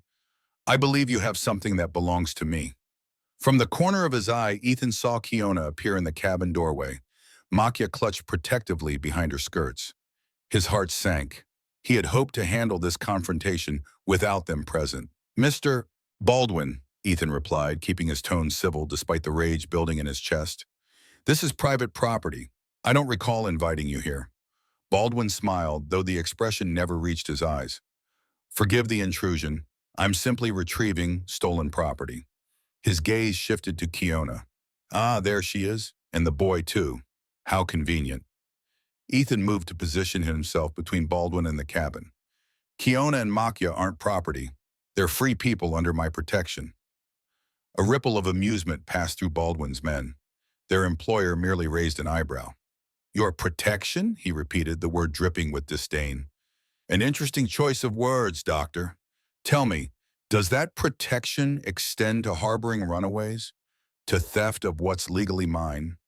"Nothing here belongs to you," Ethan stated firmly. Baldwin sighed as if dealing with a particularly slow child. "I have papers, Doctor, legal documents of indenture for the woman. As for the boy, well, half-breeds have few rights, but what rights he might have belong to me as his father." The casual claim, spoken without a hint of paternal feeling, sent a wave of disgust through Ethan. "Biology doesn't make you a father, Baldwin." "Perhaps not," Baldwin conceded with a shrug, "but the law recognizes my claim nonetheless." He straightened in his saddle. "Now, I've had a long ride and I'm not inclined to waste more time. Send them out and we'll be on our way. No hard feelings." Ethan stood his ground. "They're not going anywhere with you." Baldwin's expression hardened. "Don't be a fool, Caldwell. You're outnumbered and outgunned." He gestured toward his men, who had spread out in a loose semicircle. "I'd hate to see blood spilled over a simple property dispute." "This isn't about property," Ethan said, his voice steady despite the fear coursing through him.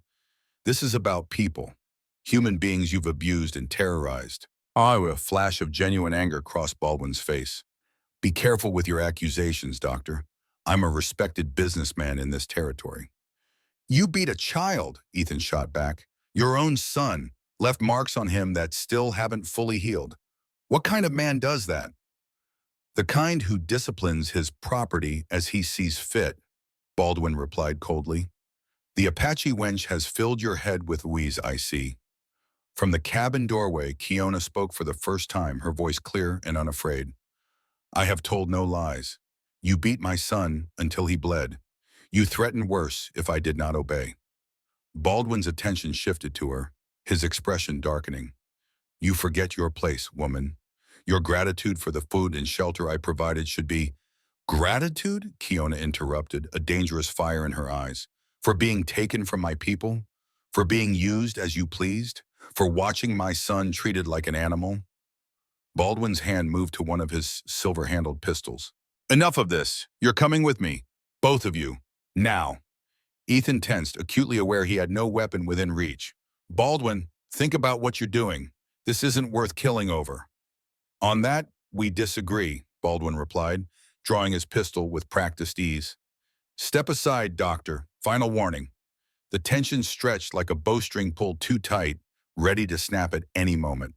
Ethan held his ground, mind racing for a solution that wouldn't end in bloodshed. Then, from the forest edge behind Baldwin and his men, came the distinctive sound of a rifle being cocked. I believe my brother-in-law asked you to leave, said a familiar voice, deep and steady. Dakota stepped from the tree line, Winchester raised and aimed squarely at Baldwin's back. Behind him, a dozen Apache warriors materialized like spirits, all armed, all focused with deadly intensity on the intruders. Baldwin's men shifted uneasily, hands hovering near weapons, but hesitant to draw against such overwhelming odds. Brother-in-law? Baldwin repeated, his gaze darting between Ethan and Dakota. Understanding dawned in his cold eyes. I see. You've taken up with my leavings, have you, Doctor? How very charitable. Kiona is my wife, Ethan stated, the declaration feeling right despite their plans for a formal ceremony still being unrealized. Makia is my son. Your claims no longer hold any weight, if they ever did. Baldwin's expression contorted with rage.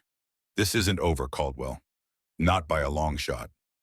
He slowly holstered his pistol, his movements deliberately non-threatening in the face of so many Apache weapons trained on him. I have friends in the territorial government. The courts, this little domestic arrangement of yours won't stand. Perhaps not, came another voice from the opposite side of the clearing, but mine might. All eyes turned to see Sheriff Thomas Miller approaching on horseback, flanked by several deputies. Behind them rode Eleanor, her expression grim but determined. Baldwin's face drained of color. Sheriff, what is the meaning of this? Miller dismounted casually, though his hand remained near his sidearm. Reese Baldwin, I have a warrant for your arrest on charges of illegal trafficking in persons, assault, and extortion. He pulled a folded paper from his coat. Seems a number of folks have been gathering evidence against you for some time. Baldwin's shock quickly transformed to fury as his gaze landed on Eleanor. You, he spat. Porter's wife, what have you done? Eleanor met his gaze steadily. The right thing, Mr. Baldwin. Finally. As the sheriff approached to make the arrest, Baldwin made a desperate move for his pistol. The clearing erupted with the sound of weapons being drawn, but before anyone could fire, a single shot rang out. Baldwin's pistol flew from his hand, blood streaming from his fingers where the bullet had grazed him. He howled in pain and outrage. Everyone turned to see Dakota, his rifle still raised, a thin wisp of smoke curling from the barrel. Next one goes through your heart, Dakota said calmly, if you have such a thing. Baldwin, cradling his bleeding hand, locked eyes with Ethan. In that gaze was not defeat, but a cold, calculating hatred that promised retribution. You have no idea what you've done, he hissed as Sheriff Miller approached with handcuffs. I built this territory. The judges, the politicians, half of them owe their positions to me. Miller secured the cuffs with a decisive click. Save it for the courthouse, Baldwin. Baldwin's lips curved into a thin smile that never reached his eyes. You think this ends with an arrest? My reach extends far beyond these hills, Doctor. Even behind bars, I have resources you can't imagine. His gaze shifted meaningfully to Kiona and Makia, in memory like an elephant's. As the deputies led him toward their horses, Baldwin turned his head to address his men, switching suddenly to fluent Spanish, a language he likely assumed Ethan didn't understand from Ethan's Harvard days. Tello, secure my release through Judge Harmon. Mendez, telegraph San Francisco for Wesley. Pay whatever it costs. The rest of you, make note of everyone here today.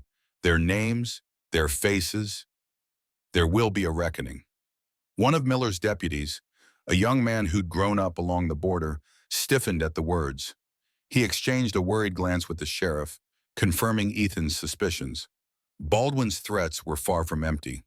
Baldwin's men surrendered their weapons with superficial compliance, but Ethan noted the calculating looks they exchanged, the way they studied the trails leading from the property. This was not over, merely postponed. As the deputies led Baldwin and his men away, Eleanor approached Ethan, her expression a complex mixture of emotions.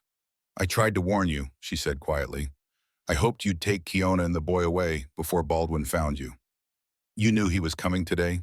Ethan asked. Eleanor nodded. One of his men got drunk in town, boasted about retrieving the doctor's Indian woman.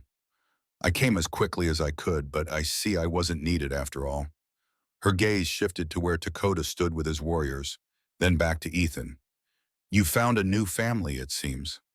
There was no bitterness in her tone, only a wistful acceptance.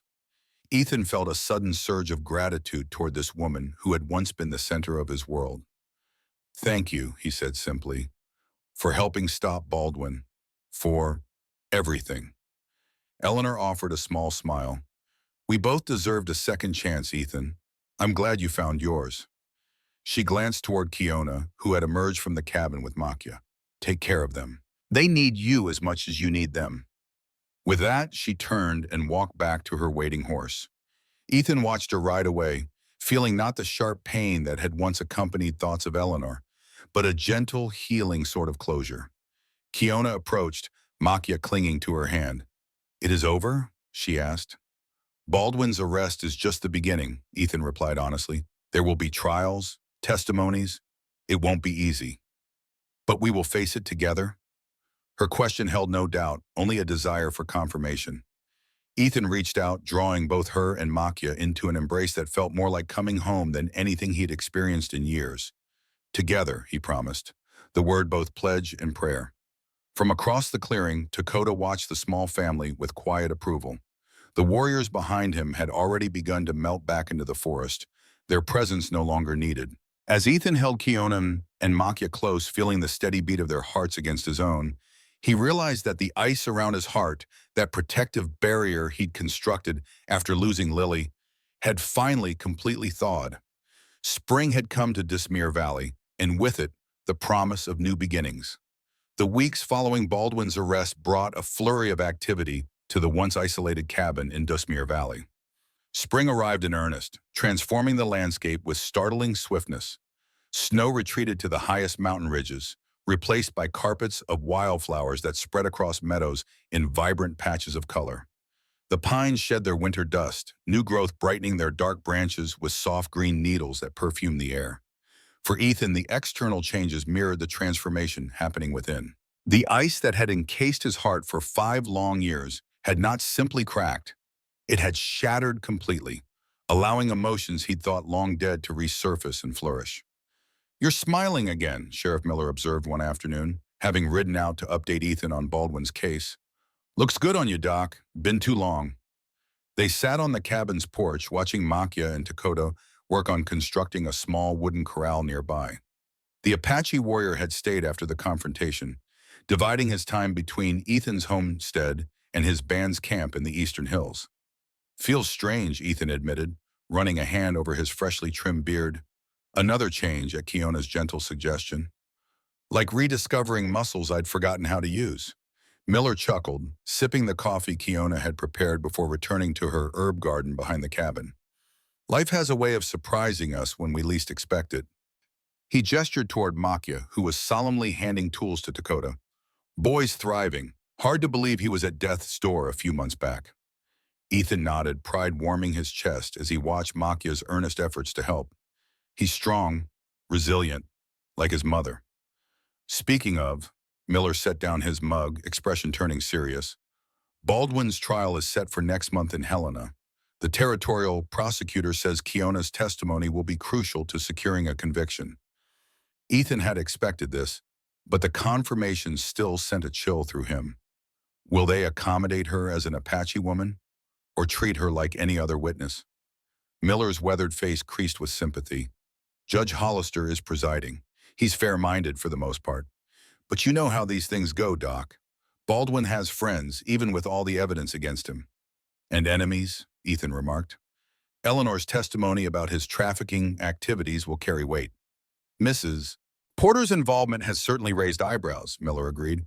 Her husband's standing in the community helps, but she's taking a considerable risk opposing a man like Baldwin.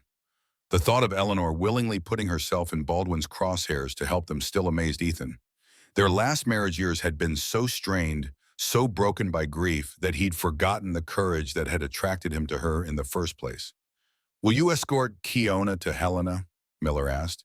The prosecutor suggested it might be best if— "We'll all go," Ethan interrupted firmly. "Makia included. I won't have them separated, not even temporarily." Miller raised an eyebrow. "Sure that's wise? Trial testimony can get ugly. Baldwin's lawyer will try to paint her as—" He hesitated, clearly searching for a diplomatic phrase. "As what?" Ethan's voice took on a dangerous edge. "A savage? A liar? A woman who should be grateful for her captivity?" "All of the above, likely," Miller sighed. "I don't agree with it, Doc, but that's how these defense attorneys operate. They'll try to discredit her any way they can." Before Ethan could respond, Dakota approached the porch, wiping his hands on a cloth. Though the Apache warrior had initially been wary of Miller, a cautious respect had developed between them over recent weeks. "The boy has good hands," Dakota said, nodding toward where Makia continued to sort nails with intense concentration. "He learns quickly." "Takes after his mother," Ethan replied with a smile.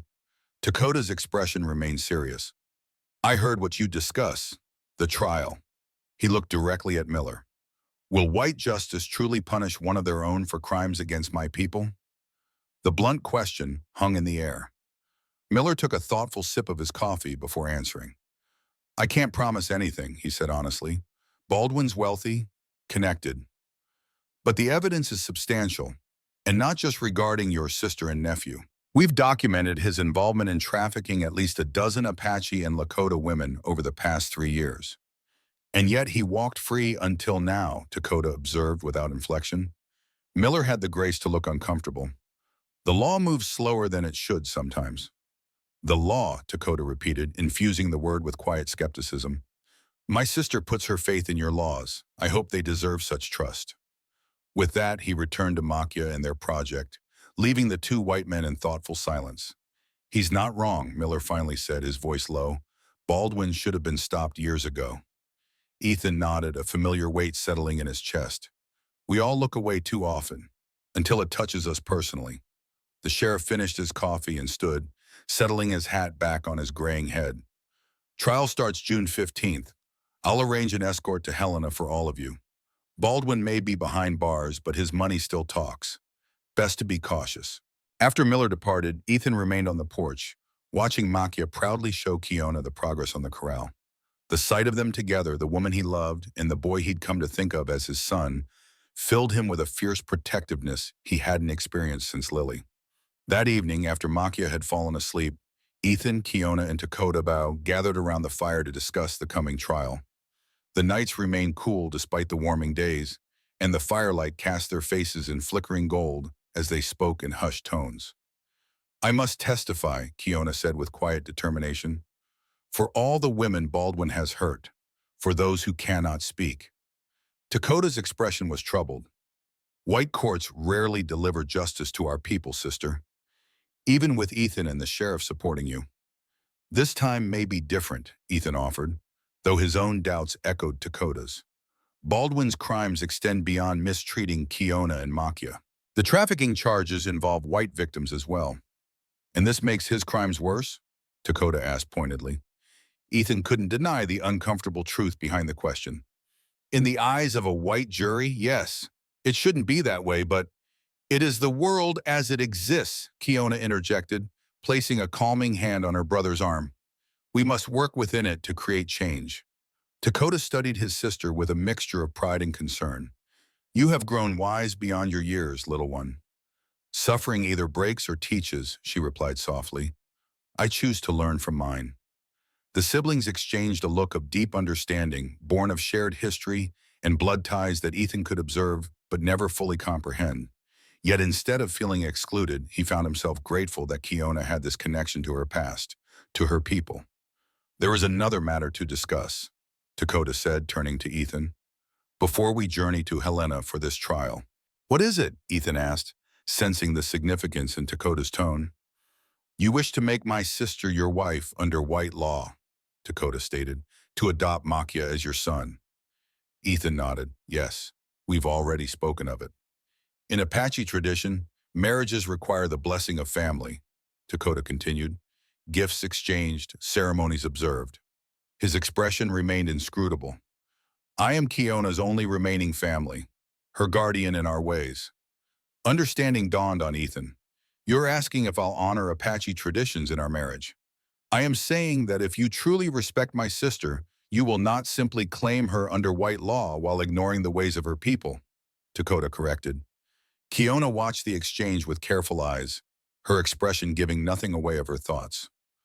What would be required? Ethan asked. For the first time that evening, Dakota's stern expression softened slightly.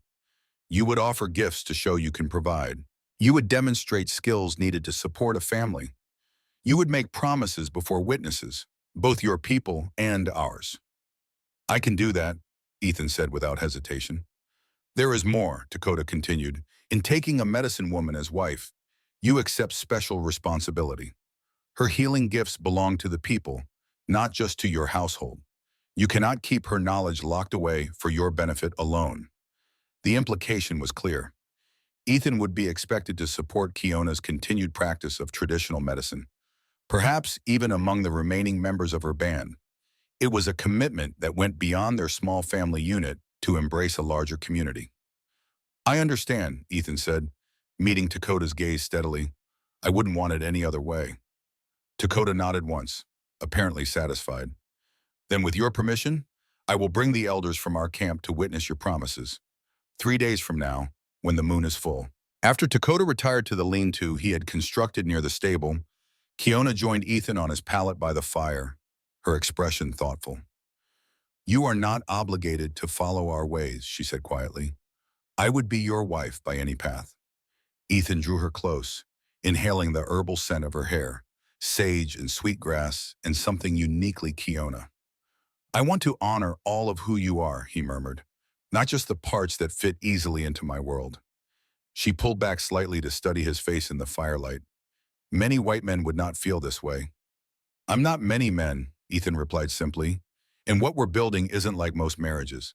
It's something new, something that honors both our traditions. Kiona smiled, the expression transforming her serious features into something luminous. Something healing, she agreed, for both our peoples, perhaps. As they settled into each other's arms, Ethan reflected on the journey that had brought them to this point. From strangers thrust together by desperation to reluctant housemates, to lovers planning a future. It seemed impossible that just a few months ago, he had been a man frozen in grief, determined to live out his days in isolation. What are you thinking? Kiona asked, sensing his contemplation. That I never expected to find a family again, Ethan admitted, especially not one that would teach me so much. Kiona's hand found his in the darkness, fingers intertwining. The Great Spirit has mysterious ways of mending what is broken, she murmured, sometimes through the most unexpected means. Ethan squeezed her hand gently, like a desperate woman and a sick child appearing on a stranger's doorstep in a snowstorm, like a lonely healer who had forgotten his purpose until he was needed once more, she countered softly. In the quiet that followed, Ethan felt a profound sense of rightness settle over him.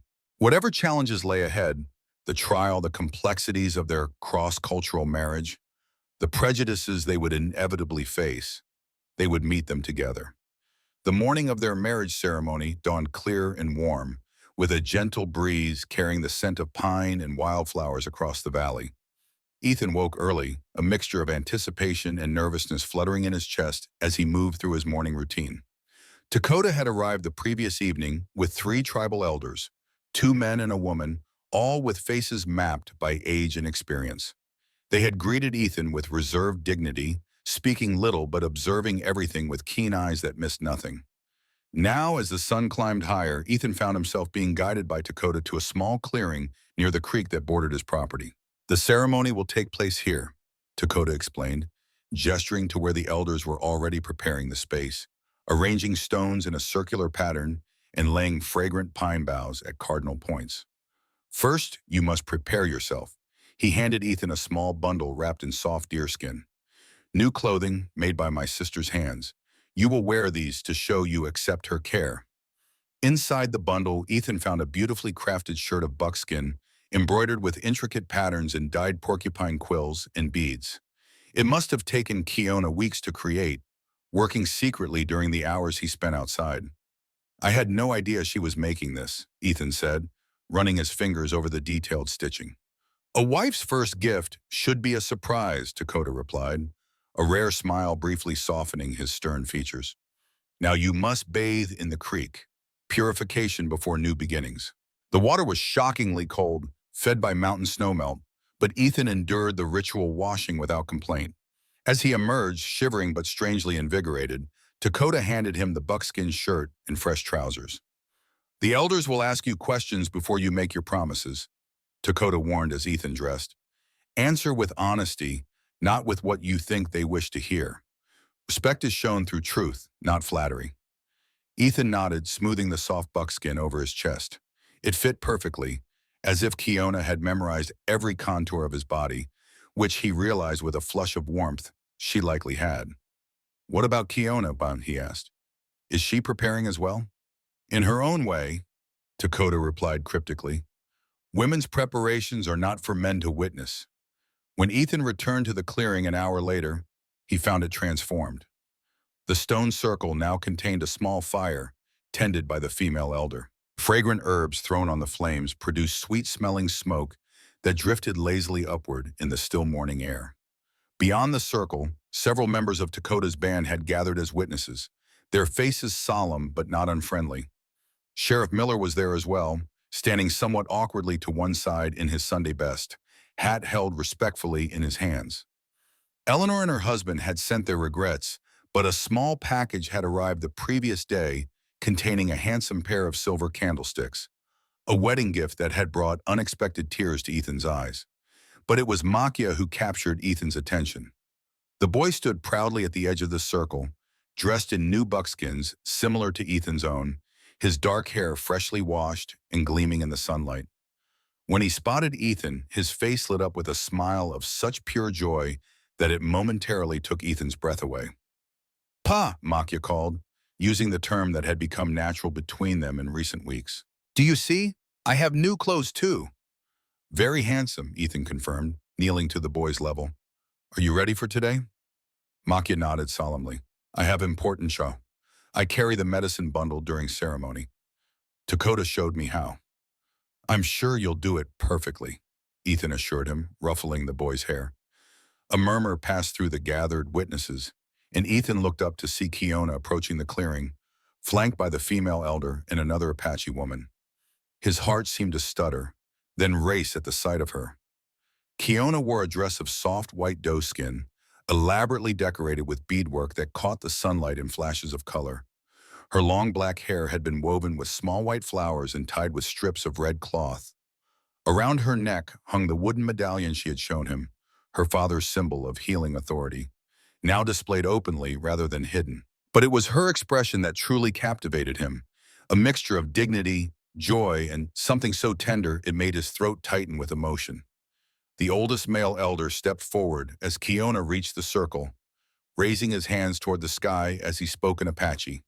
Dakota quietly translated for Ethan. "We gather under one sky, children of one earth, to witness the joining of two rivers into one stream," Dakota murmured.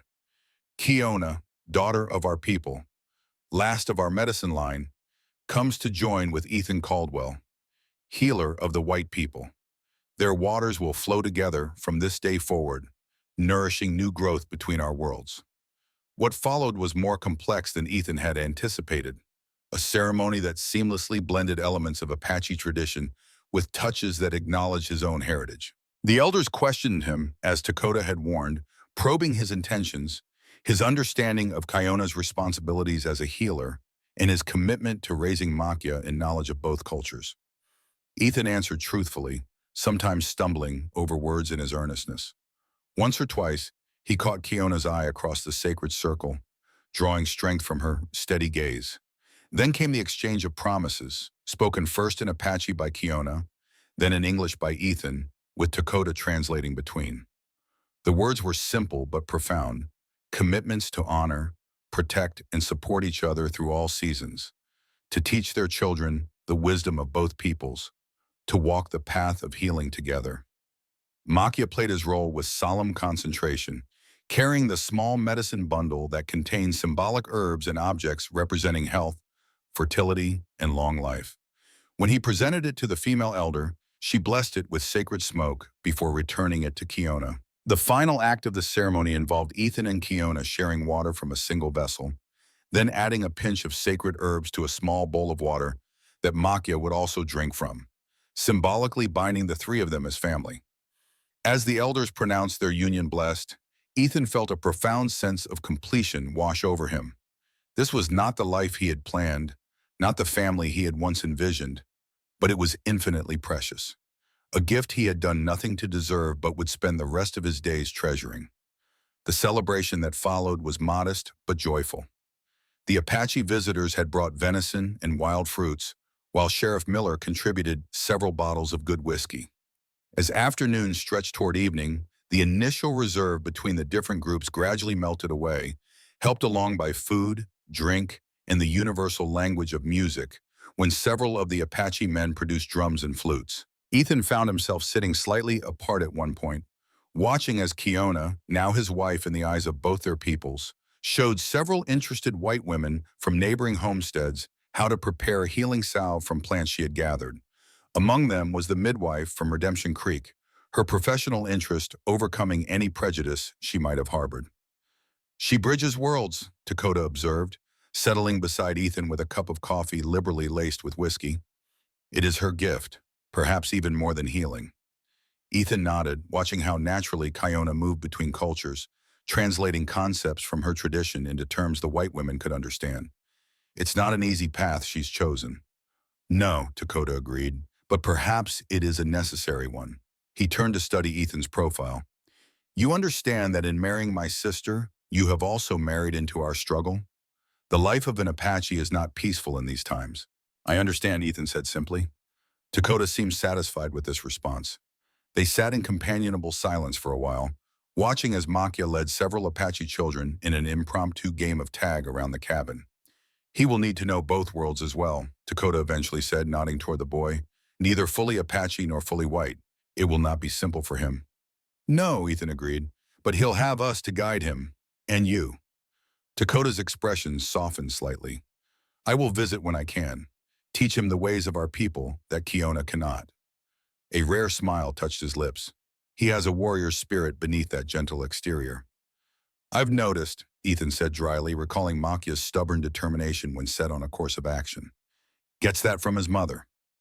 As evening approached, the visitors gradually departed, the Apache to their camp in the eastern hills, the neighbors to their homesteads. Sheriff Miller was the last to leave, clasping Ethan's hand firmly as he prepared to mount his horse.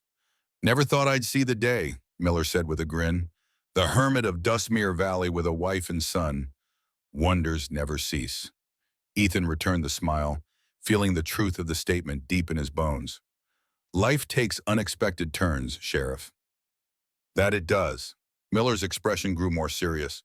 "Remember what we discussed about the trial? We leave for Helena in 2 weeks. I'll send a deputy to escort you." After Miller rode away, Ethan found Kiona putting a sleepy Makia to bed, the boy's eyes already drooping despite his protest that he wasn't tired. "But it's a special day," Makia argued through a yawn. "I should stay up late." "Even on special days, little warriors need rest," Kiona replied gently, smoothing his dark hair back from his forehead. "Will you tell me a story?" Makia asked, his resistance weakening as exhaustion overtook him. "Which one would you like to hear?" Kiona asked. Makia's answer surprised them both. The one about how you came to Pa's cabin in the snow, about how we became a family. Kiona's eyes met Ethan's over their son's head, a world of shared memory passing between them. That's a good choice, Ethan said, sitting on the edge of the bed. But it's a long story. Perhaps we should start at the beginning and continue tomorrow night. Makia nodded drowsily, already half asleep. The beginning, he murmured. When you were sad and alone. Yes, Ethan agreed softly. When I was sad and alone and didn't know that what I needed most was already on its way to me. By the time they had recounted how Kiona and Makia had arrived at the cabin that snowy night, the boy was fast asleep, his breathing deep and even. Ethan and Kiona watched him for a moment in the soft lamplight, the simple act of observing their sleeping child binding them together in wordless understanding. Later, in the privacy of their bed, no longer a pallet by the fire, but a proper bed frame Ethan had constructed in anticipation of their marriage. They came together as husband and wife. Their lovemaking held a new dimension, a sense of permanence and promise that transformed the physical act into something approaching the sacred. Afterward, as they lay entwined in the darkness, Ethan traced the outline of the medicine tattoo on Kiona's shoulder blade, feeling the slightly raised skin beneath his fingertips. "Are you afraid?" he asked quietly. "About the trial?" Kiona was silent for a long moment before answering. "Yes," she admitted, "but not of Baldwin. I fear that white justice will fail, as it has failed my people many times before." "Baldwin's crimes are well documented," Ethan reminded her, "and not just against you and Makia. The trafficking charges alone—" "I know," Kiona interrupted gently, "but I have seen wealthy white men escape punishment while my people suffer for lesser offenses." Ethan couldn't deny the truth of her words. The justice system was far from perfect, particularly when it came to crimes against Native Americans. "Whatever happens," he promised, "we'll face it together. If Baldwin somehow escapes conviction, we'll find another way to ensure he never threatens you or Makia again." Kiona turned in his arms, her face close to his in the darkness. "This is why the elders approved our union," she murmured. "They saw in you what I see, a man whose word is as solid as stone, whose heart, once given, does not waver." Ethan kissed her gently, overwhelmed by her faith in him. "I'll try to be worthy of that vision." "You already are," she whispered against his lips. They drifted towards sleep, wrapped in the cocoon of new beginnings. Outside, the full moon bathed the valley in silver light, and somewhere in the distance, a wolf howled. A lone voice soon joined by others, separate but united in their midnight song. The journey to Helena for Baldwin's trial began 2 weeks later, just as the first true heat of summer settled over the territory. Sheriff Miller arrived with 2 deputies in a wagon for Kiona and Makia, though Ethan insisted on riding alongside rather than inside too. "The roads are rough," he explained when Miller raised an eyebrow at this arrangement. "I want to be able to stop quickly if Makia gets jostled too much." The truth, which both men understood without stating aloud, was that Ethan was on high alert for potential threats. Baldwin might be behind bars awaiting trial, but his money and influence extended far beyond his physical presence. Dakota and 2 other Apache warriors shadowed their progress, keeping to the ridgelines above the trail, but visible enough that any would-be attackers would think twice before approaching the small convoy. "Your brother-in-law takes his protective duties seriously," Miller observed on the second day of travel, nodding toward where Dakota's silhouette was briefly visible against the sky. "Family is everything to the Apache," Ethan replied, "especially now with their numbers so reduced by war and disease." Miller glanced toward the wagon where Kiona was pointing out landmarks to a fascinated Makia. "You're part of that family now, not something many white men can claim." "It's an honor I didn't seek but am grateful for," Ethan said truthfully. They reached Helena on the afternoon of the 3rd day, the territorial capital sprawling before them in a collection of substantial brick buildings, wooden storefronts, and homes ranging from modest to magnificent. After the isolation of Dewsmere Valley, the bustle of the small city felt overwhelming, particularly to Makia, who pressed close to Ethan's side as they made their way to the hotel. Eleanor had arranged accommodations for them, a small suite in a respectable establishment owned by a friend of her husband's. The owner greeted them personally, his eyes widening slightly at the sight of Kiona in her mix of Apache and settler clothing, but his professional demeanor never slipped. Mrs. Porter has taken care of everything, he assured them, leading the way upstairs. She asked that you join her for dinner this evening, if you're not too tired from your journey. The suite was modest but comfortable, with a small sitting room separating two bedrooms. Fresh flowers stood in a vase on the table. Eleanor's thoughtful touch, Ethan suspected. What is this place? Makia asked, peering curiously out the window at the busy street below. It's called a hotel, Ethan explained, setting down their bags. People stay here when they're traveling. Like a village with many rooms, Kiona suggested, helping the boy understand in terms he could relate to. Makia considered this, then nodded. But not our home. No, Ethan agreed, ruffling the boy's hair. Just for a little while until the trial is over. Then we'll go back to our home in the valley. As Makia explored the suite under Kiona's watchful eye, Ethan found himself wondering how the boy would react to the proceedings ahead.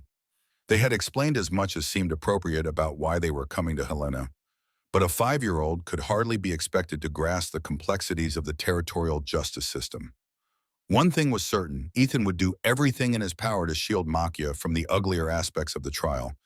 The boy had already witnessed too much cruelty in his short life. Dinner with Eleanor and Thomas Porter that evening was surprisingly comfortable, despite the potential for awkwardness. Porter proved to be a thoughtful, soft-spoken man who treated Kiona with genuine respect, asking intelligent questions about Apache healing traditions that revealed a more open-minded perspective than Ethan had expected from a banker.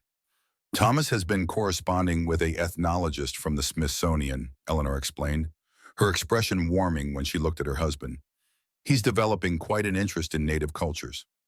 Academic interest only, Porter clarified modestly. But I believe understanding between our peoples begins with knowledge. As the meal progressed, the conversation inevitably turned to the trial. Baldwin's attorney has been trying to paint this as a simple property dispute, Porter informed them, his expression grave, claiming Kiona was legally indentured and ran away with valuable knowledge that belonged to Baldwin. Knowledge cannot be owned, Kiona said quietly. The healing ways are a gift to be shared, not a possession to be hoarded. Porter nodded respectfully. A beautiful sentiment, and one I agree with.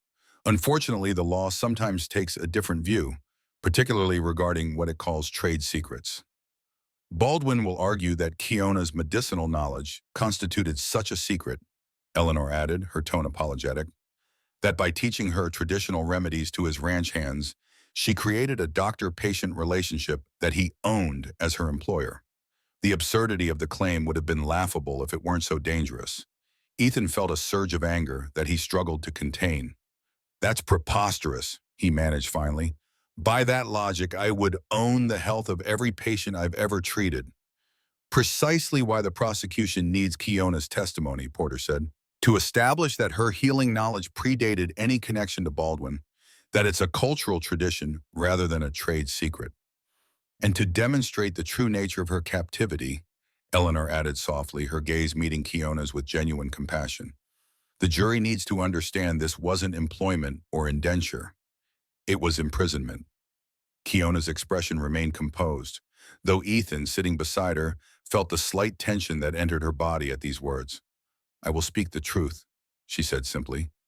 Whatever questions they ask. The defense attorney will be challenging, Porter warned. Baldwin has hired Harlan Wesley from San Francisco. He's known for aggressive cross-examination, meaning he'll try to twist Kiona's words and make her appear unreliable, Ethan clarified, anger simmering again. Porter nodded reluctantly. I'm afraid so. The prosecution has prepared as best they can, but it would be wise for Kiona to expect difficult questions about her relationship with Baldwin, her escape, and even... He hesitated, glancing at Makia, who was thankfully engrossed in a picture book Eleanor had thoughtfully provided. About Makia's parentage, Kiona finished for him, her voice steady. About whether Baldwin is his father. Yes, Porter confirmed. It's an unfortunate but likely line of questioning. Ethan's jaw tightened. Makia is my son now. The adoption papers were filed last month, which the defense will characterize as an attempt to undermine Baldwin's paternal rights, Porter said apologetically. I don't agree with the tactic, but I want you both prepared for what's coming. As they left the restaurant later that evening, Eleanor drew Ethan aside while Porter engaged Kiona and Makia in conversation a few steps ahead. I've never seen you like this, she said quietly, studying his face with those perceptive blue eyes he had once known so well. Even with Lily and me, you were devoted, but there was always a part of you held in reserve. The doctor part. Ethan didn't deny it. His medical practice had consumed much of his attention during their marriage, creating a distance that had only widened after Lily's death. Kiona and Makia reached me when I thought that part of me was dead, he said simply. They needed all of me, the doctor, the man, everything I had to give. Eleanor smiled, a flash of old affection warming her expression. I'm glad, Ethan, truly. She touched his arm briefly. Just be prepared for what's ahead. Baldwin is vindictive, and this trial has humiliated him.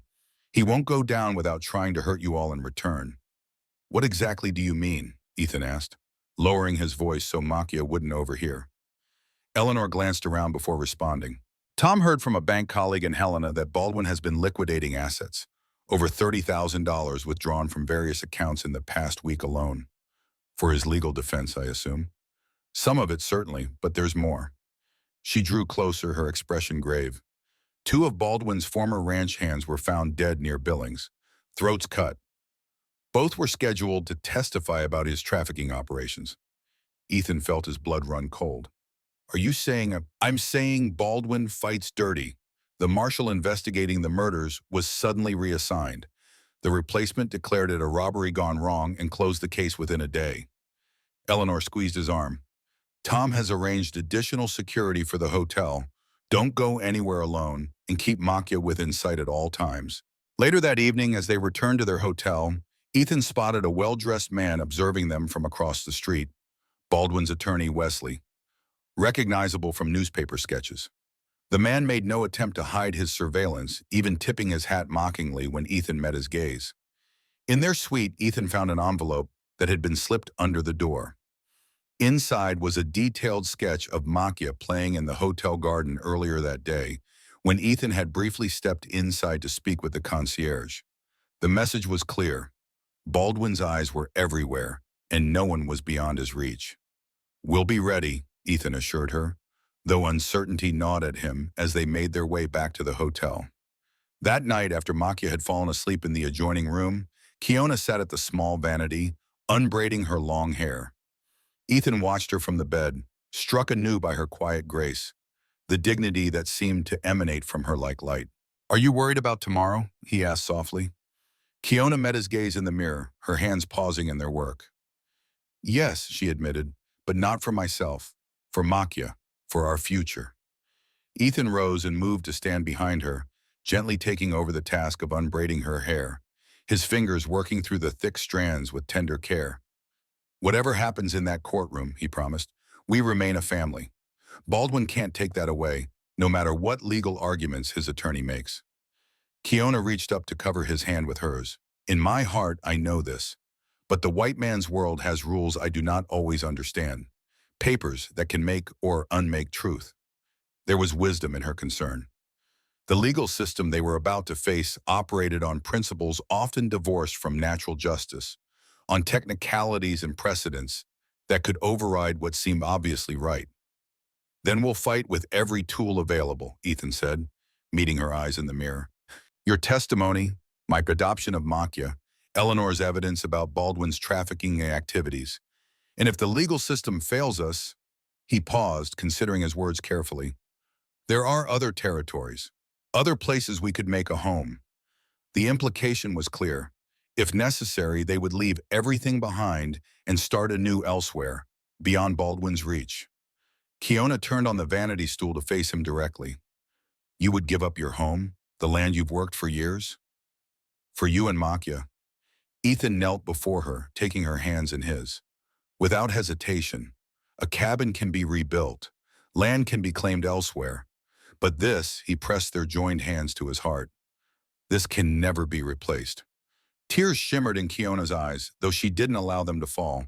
Instead, she leaned forward to press her forehead against his in the intimate gesture they had come to share in moments of deepest connection.